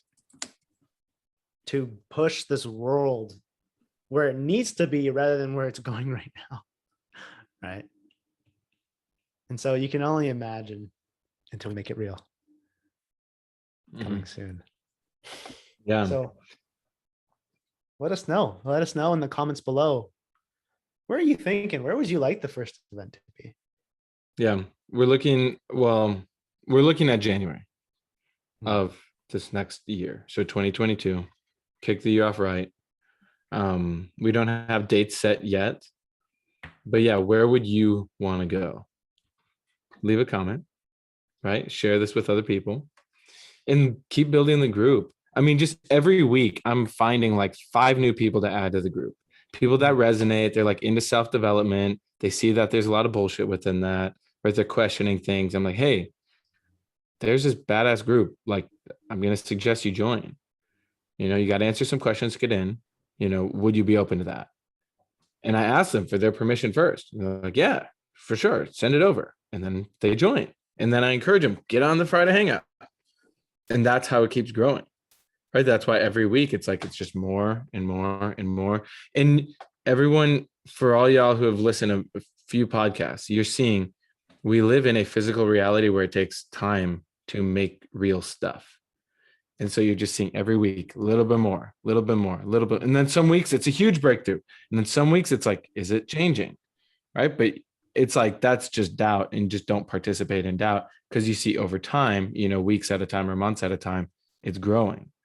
But we're hitting these different inflection points where now it's like people that I never knew are coming on these calls, getting results, just using the tools. So it can work for literally anyone. And here's the cool part. It's like the major events is just the beginning of a centralized us coming together. But what's going to come out of that? We'll be having events all the time. I'll tell you this, I'm definitely not fucking missing that first event. It's like from there, we're going to do so many other cool things. We're going to have hotels in the future where you can, at every major city, that you can come there and stay at, and the other people in that building have similar principles as you. Yeah. Where you can just say hi. We're going to be creating that world where, just like if you've been at other events, maybe in the past, you feel kind of comfortable. You're like, oh, you see that person with the same badge as you? You're like, oh, like you're at this event too, right? But imagine like, oh, you're focused on changing the world too. And changing your family and perfecting your family and perfecting what you do for money and what you do for happiness and all that stuff. Right. Yeah. We'll have banks, we'll have like credit unions, whatever we see is best in that context. Like we'll also have that. So let's say you and your partner are now like, hey, we're ready to get a home. Okay, where can I get a loan? Cool, we got you. Well, I mean, you have to obviously have proved yourself, but it's like we want to build the network. We have our own economy. We want to keep growing that. And so we know how the system works. So that's why we're building our businesses. Right. So you have a lot of cash to do things like that. And you'll have places where you can bring your kids where they're not going to be influenced by other kids who are just zombies because all they do is play video games all day or watch television all day. And like, they're like, when kids are doing that, what they're consuming and who they become is not your kid anymore. It Right. becomes like the system's kid, right? And so if you want to have a family where they value the things that you value and they actually enjoy it, they have fun. It's not just like, oh, we just do what dad does or mom does, and it sucks. If you want a family where they're like, I see why I want to be around other kids who are doing this, because they can see the difference in those kids versus the kids who are just like mindless zombies. Like, this is where you find those other kids. This is because those families are also walking this process as well. And they're also like doing the process of, hey, I'm not going to be spiteful to my own kids and filling them with all this bullshit. And because of that, like, it changes the character of the kids, or at least it doesn't damage the character of the kids. You know, you're not destroying the innocence of those children. Think about this though. I just had this realization. Yeah. When we have kids, you know, even 5 of these kids or 50 of these kids, when they're at the events too, and they're now experiencing that mastermind effect with other kids, it's like those parents better be using TechnoTutor. Otherwise, very quickly, those kids are going to be like, my parents are stupid. So let's, you know, it's like, it's a responsibility for us as the parents or parents to be, to really pave the way and become as intelligent as possible. So we're equals in this reality where now these kids are going to be raised within the principles of self-perfection to then, I mean, because they're going to go way beyond what we could do.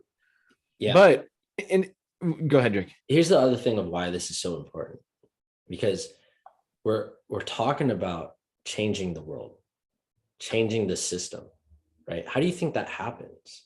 It's not just, hey, you know, these cool guys are talking about it, or, you know, that you have a little community of adults that are doing it. Like, we have to do it. We have to take it on for ourselves, but we also have to share that with the next generation. We have to share that with the children, and they actually have to be able to understand it, because if they don't understand it, what's going to happen is what we see playing out right now, where kids rebel against their parents, but they don't know anything more. They don't know anything really. And so what ends up happening is just creating chaos, creating a bunch of kids. Right now, I'm telling you right now, your kids are either going to be like our kids, genius, and understanding life and understanding their role here in this world and creating a world that is best, or they're going to be part of the masses, which I see very clearly, where kids today, they can't even do math. They can't even do math. They can't even read. Like kids who are in high school, they can't read. I'm telling you, and it's getting worse. It's getting worse with the way that they're doing school right now. You can see it really clearly. If you're in the school system, if you're a teacher, if you're a parent who has your kids in school, if you are a tutor, if you like, just look at it. If you just look at it for a couple days, that's all it takes. You can see it's getting worse, as in what we used to call education, which, you know, my perspective, this is not a real education to begin with, but even that is getting worse. Even what is available is getting worse. It's deteriorating, which means that those kids, when they become adults, will be worse off. They'll be less prepared. They will not be able to think critically. They will not be able to make decisions for themselves. They will need somebody to tell them what to do. They will need to be basically controlled, right? And so we are creating a world right now. You have a decision. You can either let your kids participate in that, and then they're fucked when they become adults. Or you can start right now giving your kids not just the tools, but also ensuring that you're creating the culture in your own home where you are and your family is doing what is best for your family, for one, right? And for all, right? Meaning what's best for all is best for your family, right? But also you're taking that on as a responsibility. You're actually giving your kids the tools so they can make decisions for themselves that make sense, not based on emotion, not based on what you've told them to do, not based on, oh, I have to do these things, but based on, I can reason things out for myself. This makes so much sense. And then when they're in a position, when they're older and they have the ability to go, oh, I should do something, they can do something. Right now, so many people are in a position where they like, I wish I could do something, but they have no skill, they have no ability, no reasoning ability. They can't even understand or fathom how they can play a role in doing anything to change this system. And we're here being very clear, very direct about it. This is how you do it. And not only do we need to do something about it, we need to actually prepare our children so that they're able to do it. Not an emotional prepare, like, oh, I tell my kids, you got to stand up for what's right every night. That's bullshit. That's bullshit.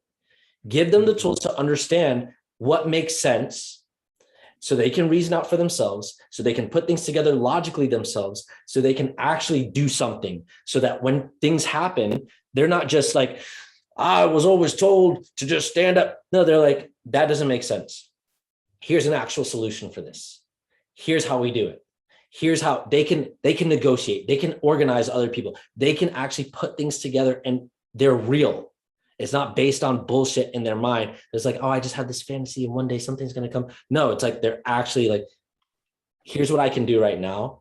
And I can only see this far, but I know other things will work out because I can actually put this together. And then once they put that together, more things come to them and they're able to handle those things as well. They're able to put those pieces together as well. That's how it actually works, right? So what I'm just really being clear about with this specific statement is we are putting together events that are going to be amazing. They are the community that we all claim that we want, that people in general are saying like, oh, I wish, the world was this way. We are creating that.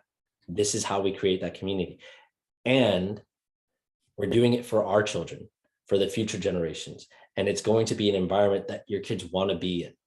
You have the opportunity to not just participate, but also create that for your kids so that we can actually make a real big difference in this world, an actual difference that's best for all, and giving our kids the best opportunity to succeed. You can either be one of those assholes who's like, I just lived my life, I enjoyed it, and whatever happens, they'll figure it out. Or you can give your kids the best opportunity to succeed.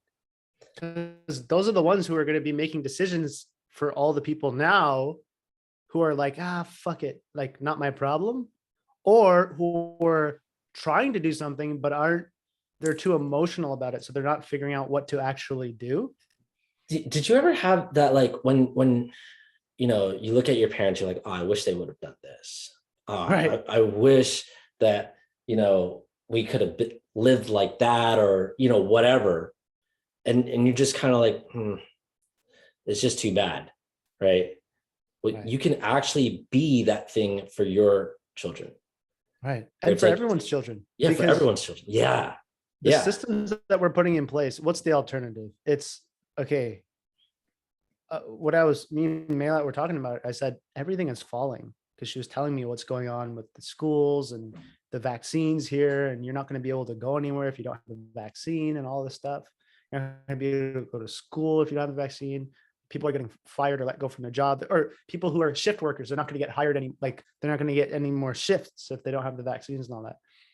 That's the alternative for your kid. Stick some shit in them, go be part of that thing where everybody has that in them, where their parents don't give a fuck about them because they don't even care enough to investigate what's being injected into their children. Right. Or a self-perfected parenting group in every community where the kids could just come together and play because their parents are building a business. So they have freedom and they can come there and be with their child. Not, oh, we don't want you in on the Zoom call because we don't want you to listen to what we're telling your children. Not you drop your kids off somewhere and they say, don't tell your mom about this and don't tell your dad about this, because that's what's happening in schools. That is. right?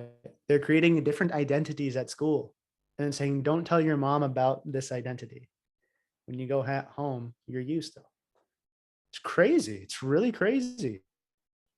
But then you have actually emotionally stable people who have children that you can trust to be around your children. That's what we're here to create. And everything else as well. Like Cameron was talking about how he hasn't been skiing in so long, he wants to go skiing. We're going to have self-perfected skiing events. And it's not going to be an event. It's going to be a group of people that you could be like, hey, does anybody want to go skiing? Does anybody want to go visit the Grand Canyon? And we'll put together 20, 40, 50, 100 people who want to go do that. Why not rent out the whole fucking ski resort for ourselves that day? Man, Because the amount of fun that you can have with people, when you know you're working your ass off to actually do what's best, and then come together and share and laugh and have fun and know that, hey, if somebody else is reacting, I know they're going to look at it for themselves and let it go. It's the coolest thing. yeah. Right? Where we're going to have cottage events, right? We're going to have ranches that we hold more focused, tighter events. We're going to have money management seminars. We're going to have relationship counseling. Because think about it, dude. How many fucking people do we know that went to marriage counseling? Literally, and what I mean by that, what is marriage counseling? That means that person's only occupation is to figure out how to remediate marriages. That couple finds no success there, are deciding they're going to get a divorce. They get techno tutor or become distributors. They get the support of the group, and now they're like high school sweethearts again, or they have more purpose than they've ever had before. Yeah. Actually, it's like, that's what we need to provide for people. That's where we have to have people coming in to every community for relationship support from people who actually are fucking walking the walk. I was talking to somebody, they said, yeah, my coach said, maybe I should let my husband go. I said, oh, okay. Is your coach married? She's like, no, she just got a divorce. I said, don't fucking listen to her. She's like, you're so right. I can't believe I didn't even ask that before. Like click that. How often is that happening? That's ridiculous. A true story, 100%. They're probably listening to this podcast. This is who people listen to, right? This is what people do because like they're used to that in the system. And I'm going to bring this point back up. If you have your kids in school, you are losing your kids. You are losing your kids. They are not yours anymore because the ideologies that they're being filled with is the system. And especially if you listen to this, or if you listen to Jin material, or you have dreams at all, and you have your kids in school, it is the most retarded thing you can do because they're being taught the exact opposite of what you're interested in. They're being taught the exact opposite. They're being not just taught, but they're being molded to be and do the system, whatever the system wants. And if you want creativity, freedom, like to live life, to enjoy, like if you want like others to like, wow, I want to live in this blissful world or whatever, your kids are being molded to be the exact opposite by having them in school. It is abuse. It is a shame. And if you really want them to live like actual, like what you want, if you want them to even want the things that you want, you have to take them out of school. You have to, because they're getting conflicting messages. They're getting conflicting messages from somebody who's masquerading as an authority, and they don't know who to listen to because you tell them to listen to that other fucking person. Are you fucking retarded? Like, okay, all right. But I'm saying this not because just to shit on people, but because we have the actual solution. We have the actual solution for it. Bring your kids home. educate them effectively for real, where they know how to read, how to write, how to do math, how to think critically. Because all they need for that, we have the tool for it, TechnoTutor. That's it. That's all they need, right? And then they're able to actually enjoy life. You can have real conversations with them. Like, think about that. Think about that, how parents are trying to give their kids like, oh, you have to have dreams, you have to have purpose, you have to have all this. Then they shove them in school. It's like, you can't even, you're not even on the same page. You're not having an actual conversation. They're not hearing you.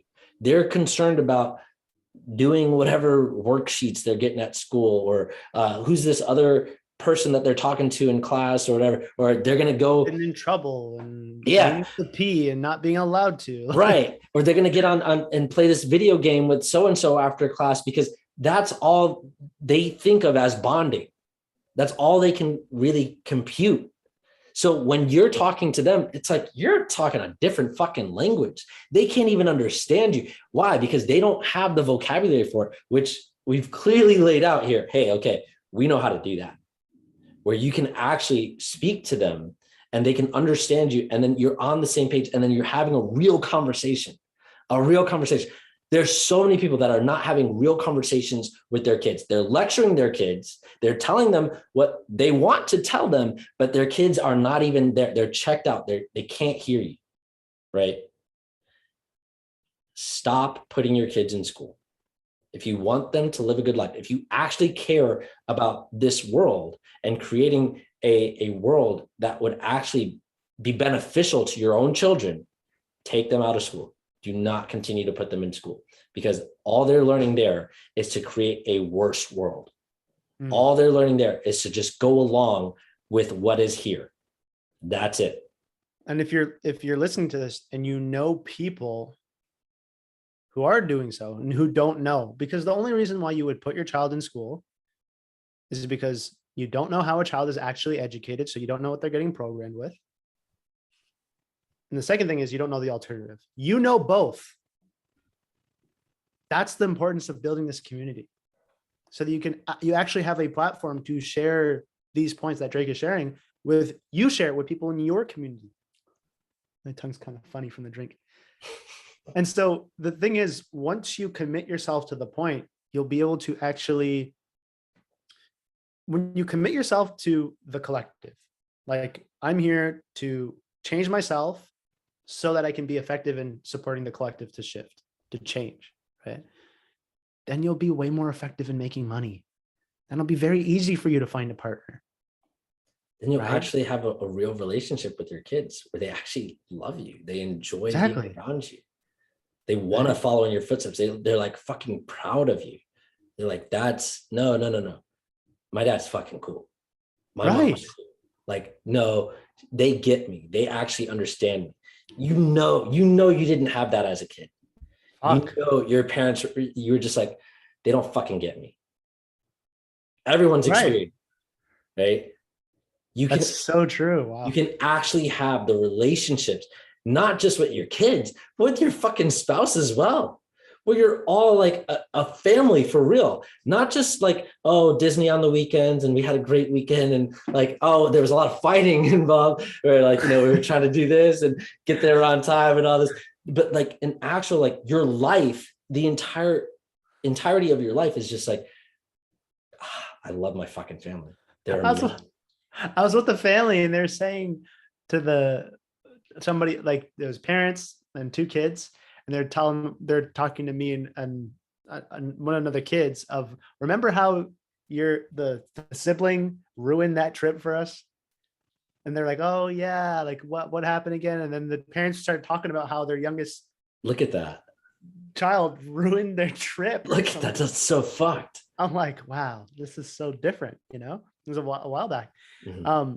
Versus the alternative is like, Cameron was showing us a video before this about Katie, Max, and Cameron and Seneca.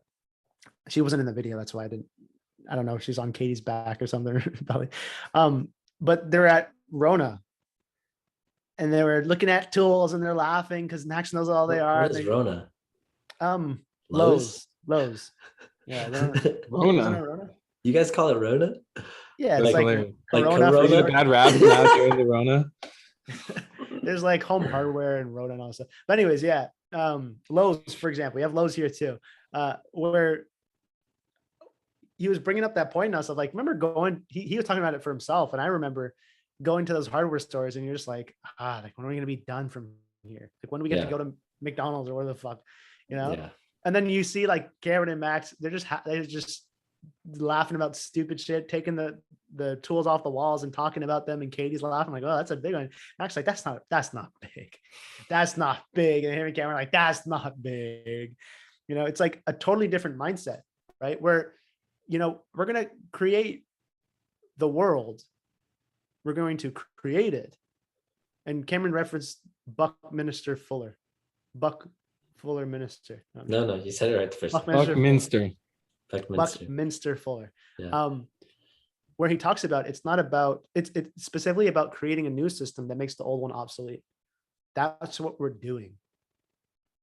Right? We created a Facebook group that once you join it, you'll realize all other Facebook groups are obsolete. We're creating a major event that once you join it, when you're there, you're going to realize all other major events are obsolete. We're creating a parenting group that you're going to realize once you join it, once you're there, all other parenting advice and all that stuff, obsolete. Here's the other thing though. You have to participate in it. Yeah. Mm-hmm. Right. Because it's not just like we do the work for you. We've done a lot of fucking work for you. Right. But you actually have to take it on yourself. It's what Cam was saying earlier is we're equals in this. Right. And so I can't walk your process for you. Not that I would want to anyway. Right. I have my own process that I'm walking. Right. But when you take it on for yourself, we have everything already created, systematized, where you just plug into the system and it changes you dramatically. And it's you doing it, but you have all the tools available to you right here. We did our part by finding you. Yeah. 90% of it is finding the people. And then it's up to you to do the last part of which is the all the way of actually doing it for yourself. Because that way we can create, like Mitchell said, you know, as you know, I don't know if you guys have heard the stories of, you know, as people become really successful, if they challenge the system, all of the loans that they've taken out to buy business and buy assets, the banks or, you know, the people that don't want them to rise up, they call the loans, which means they make all of their loans now due. It's due by the end of this week. If not, you have to file for bankruptcy. Yeah. But if you get your loans internally from people that you trust, you won't have to worry about that because we're all here to support you to challenge the system by creating a new one, right? And we're going to have self-perfected life centers where you can come there and it's going to be like, what?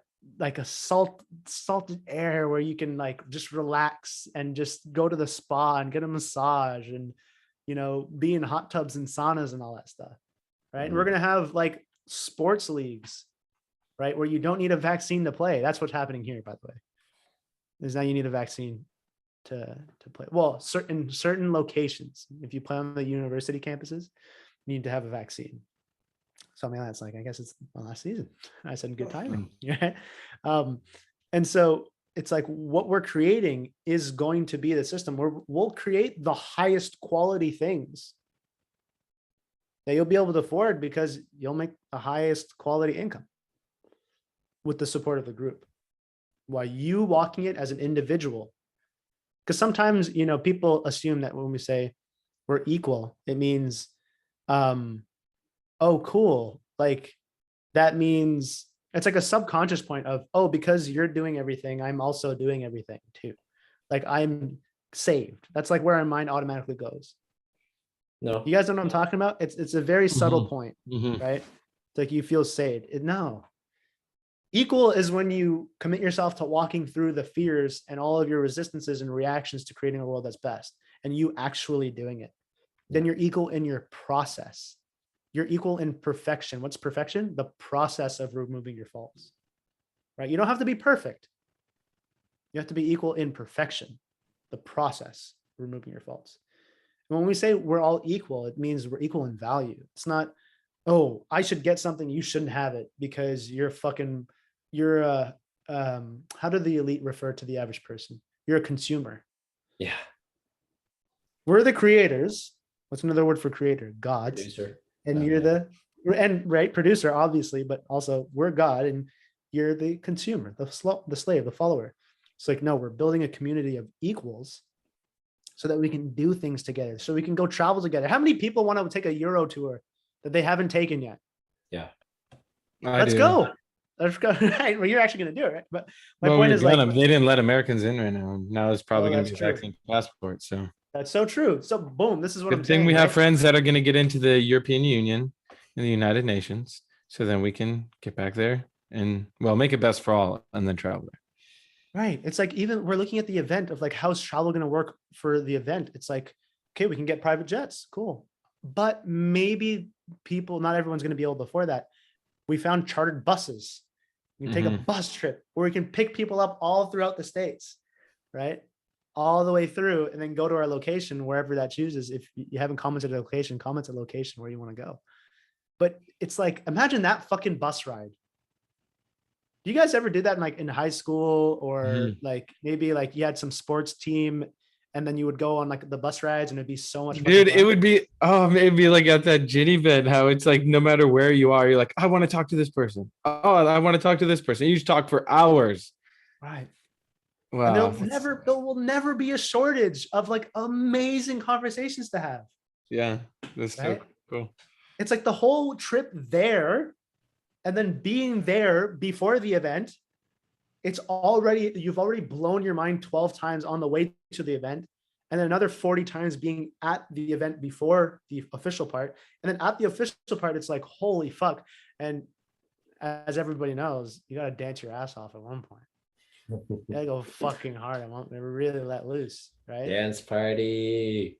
And then afterwards, you have like practical application where you can take home with you and be like, okay, now I know what I'm going to do for my local hangout and how I'm going to build that. I just got specific training on exactly how to do that in the best way and how to influence the people in my environment and what to talk about. And now I have all this physical resonant download of holy shit. Right now, it might feel like, if you're in the Netherlands, if you're in Germany, if you're in a place where it's just you, for other people and for yourself, you might feel like it kind of feels like, even though we have the global hangout, it might feel like, okay, I'm attached here, but I feel like it's just me. The moment you come home from a major event, you'll realize, holy fuck, it's way more than just me. And you're going to take that with you when you talk to people about self-perfected, when you talk to people about building a world that's best, right? Where even leaving the event and going home, you'll be like buzzing the whole time, right? And still having more cognitions, and it's not ending. And then when you get on the global hangout, you're going to get an entirely new level of it, right? So that's what we're here to create. Yeah. And it's that macro and that micro, because then, these local clubhouses, the local hangouts, because like every Friday we do that global hangout, right? You then having that local point. So then you have all that stuff from the event to plug it into. And don't wait until, this is a big point. Don't wait until January after our event to start your clubhouse. I mean, if you're listening to this later on in December 31st, okay, then wait. But like right now, like even if it's literally just you and a friend that just meet up and you call it the self-perfect, and guess what? You have Facebook. You can put an event on Facebook for the public for free, and you can then market it on your Facebook, and then you can get Meetup or Eventbrite or whatever you want to do. But just go talk to people. Don't hide behind that either. Don't hide behind the computer screens. Self-perfection is going out and talking to people, selling them. Say, hey, come to my event. It's going to be amazing. You're going to meet people like you've never met before. Right. So then you have that local point and do it every week. Or if you do it every other week, just do it with consistency. Right. Do it regularly, even if you're the only person who shows up. Do it. And guess what? You'll have people show up. You might have 10 people that say they're going to be there and 3 people show up. Cool. Now you have those 3 people. and then get them to go bring a friend or to get them to bring 3 people. You just do it over and over and over and over. And at some point it pays off big time.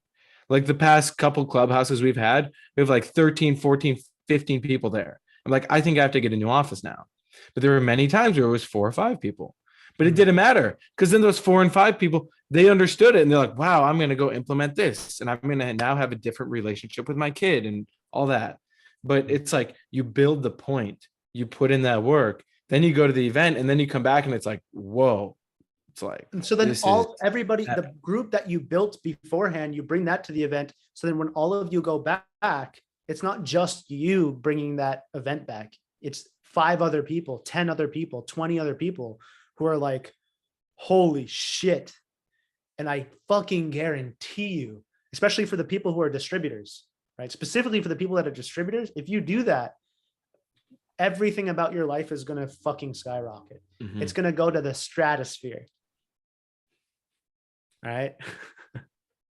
Dude, eventually we'll have self-perfected spaceships.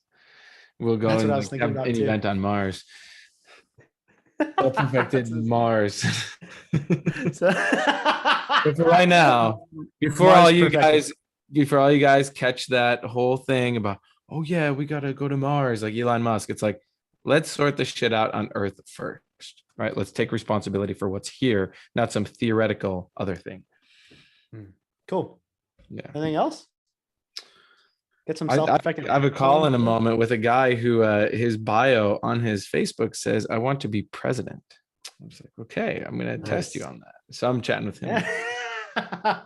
What'd What'd you say, Drake? Watch this podcast. Nice. today. That's nice. That's awesome. Yeah. What'd you say? Okay. I was just saying it's awesome. It's nice. Oh, That's I thought cool. he said something right before, but yeah, No. it's really cool. But there you go. That's the power of the network. Some of the people, Mitch, that you've shared this with over the last couple of months, they're really great people, really powerful people. So we continue to grow. We continue to find those people who are really, really ready and willing to walk this process, like really, truly, honestly ready to do that now. And because of that, the expansion that we're experiencing now is just, oh boy, gearing up for crushing the end of this year and having a crazy 2022. Going to be massive. Yeah. So this episode in particular, I mean, obviously like, comment, share, subscribe, leave some comments of where you want to go for the event, leave some comments of what you would want to see at the event, as well as then use this episode to share it with other people who have been on the pod or listened to the podcast before, people who've been in the group, or just people that don't even know what self-perfected is, because this is now, it is truly, us going to the next level. And it's not just, oh, it's us going to the next level and bringing everyone else with us. It's like, no, we're all at that point. We're all ready to take a step to that next level. So, let's do it together. When Mitchell says we, he means everybody listening. I mean, all 1,100 people in the group now, or whatever we're at, Right. and then everyone who just heard this too, even if you're not in the group yet, like that includes you because you're part of humanity and we're all in this together. As cliche as that sounds, we literally are. And so let's all step up. Welcome to the next level of self-perfected, folks. Yeah, let's go. Nice. See you next week.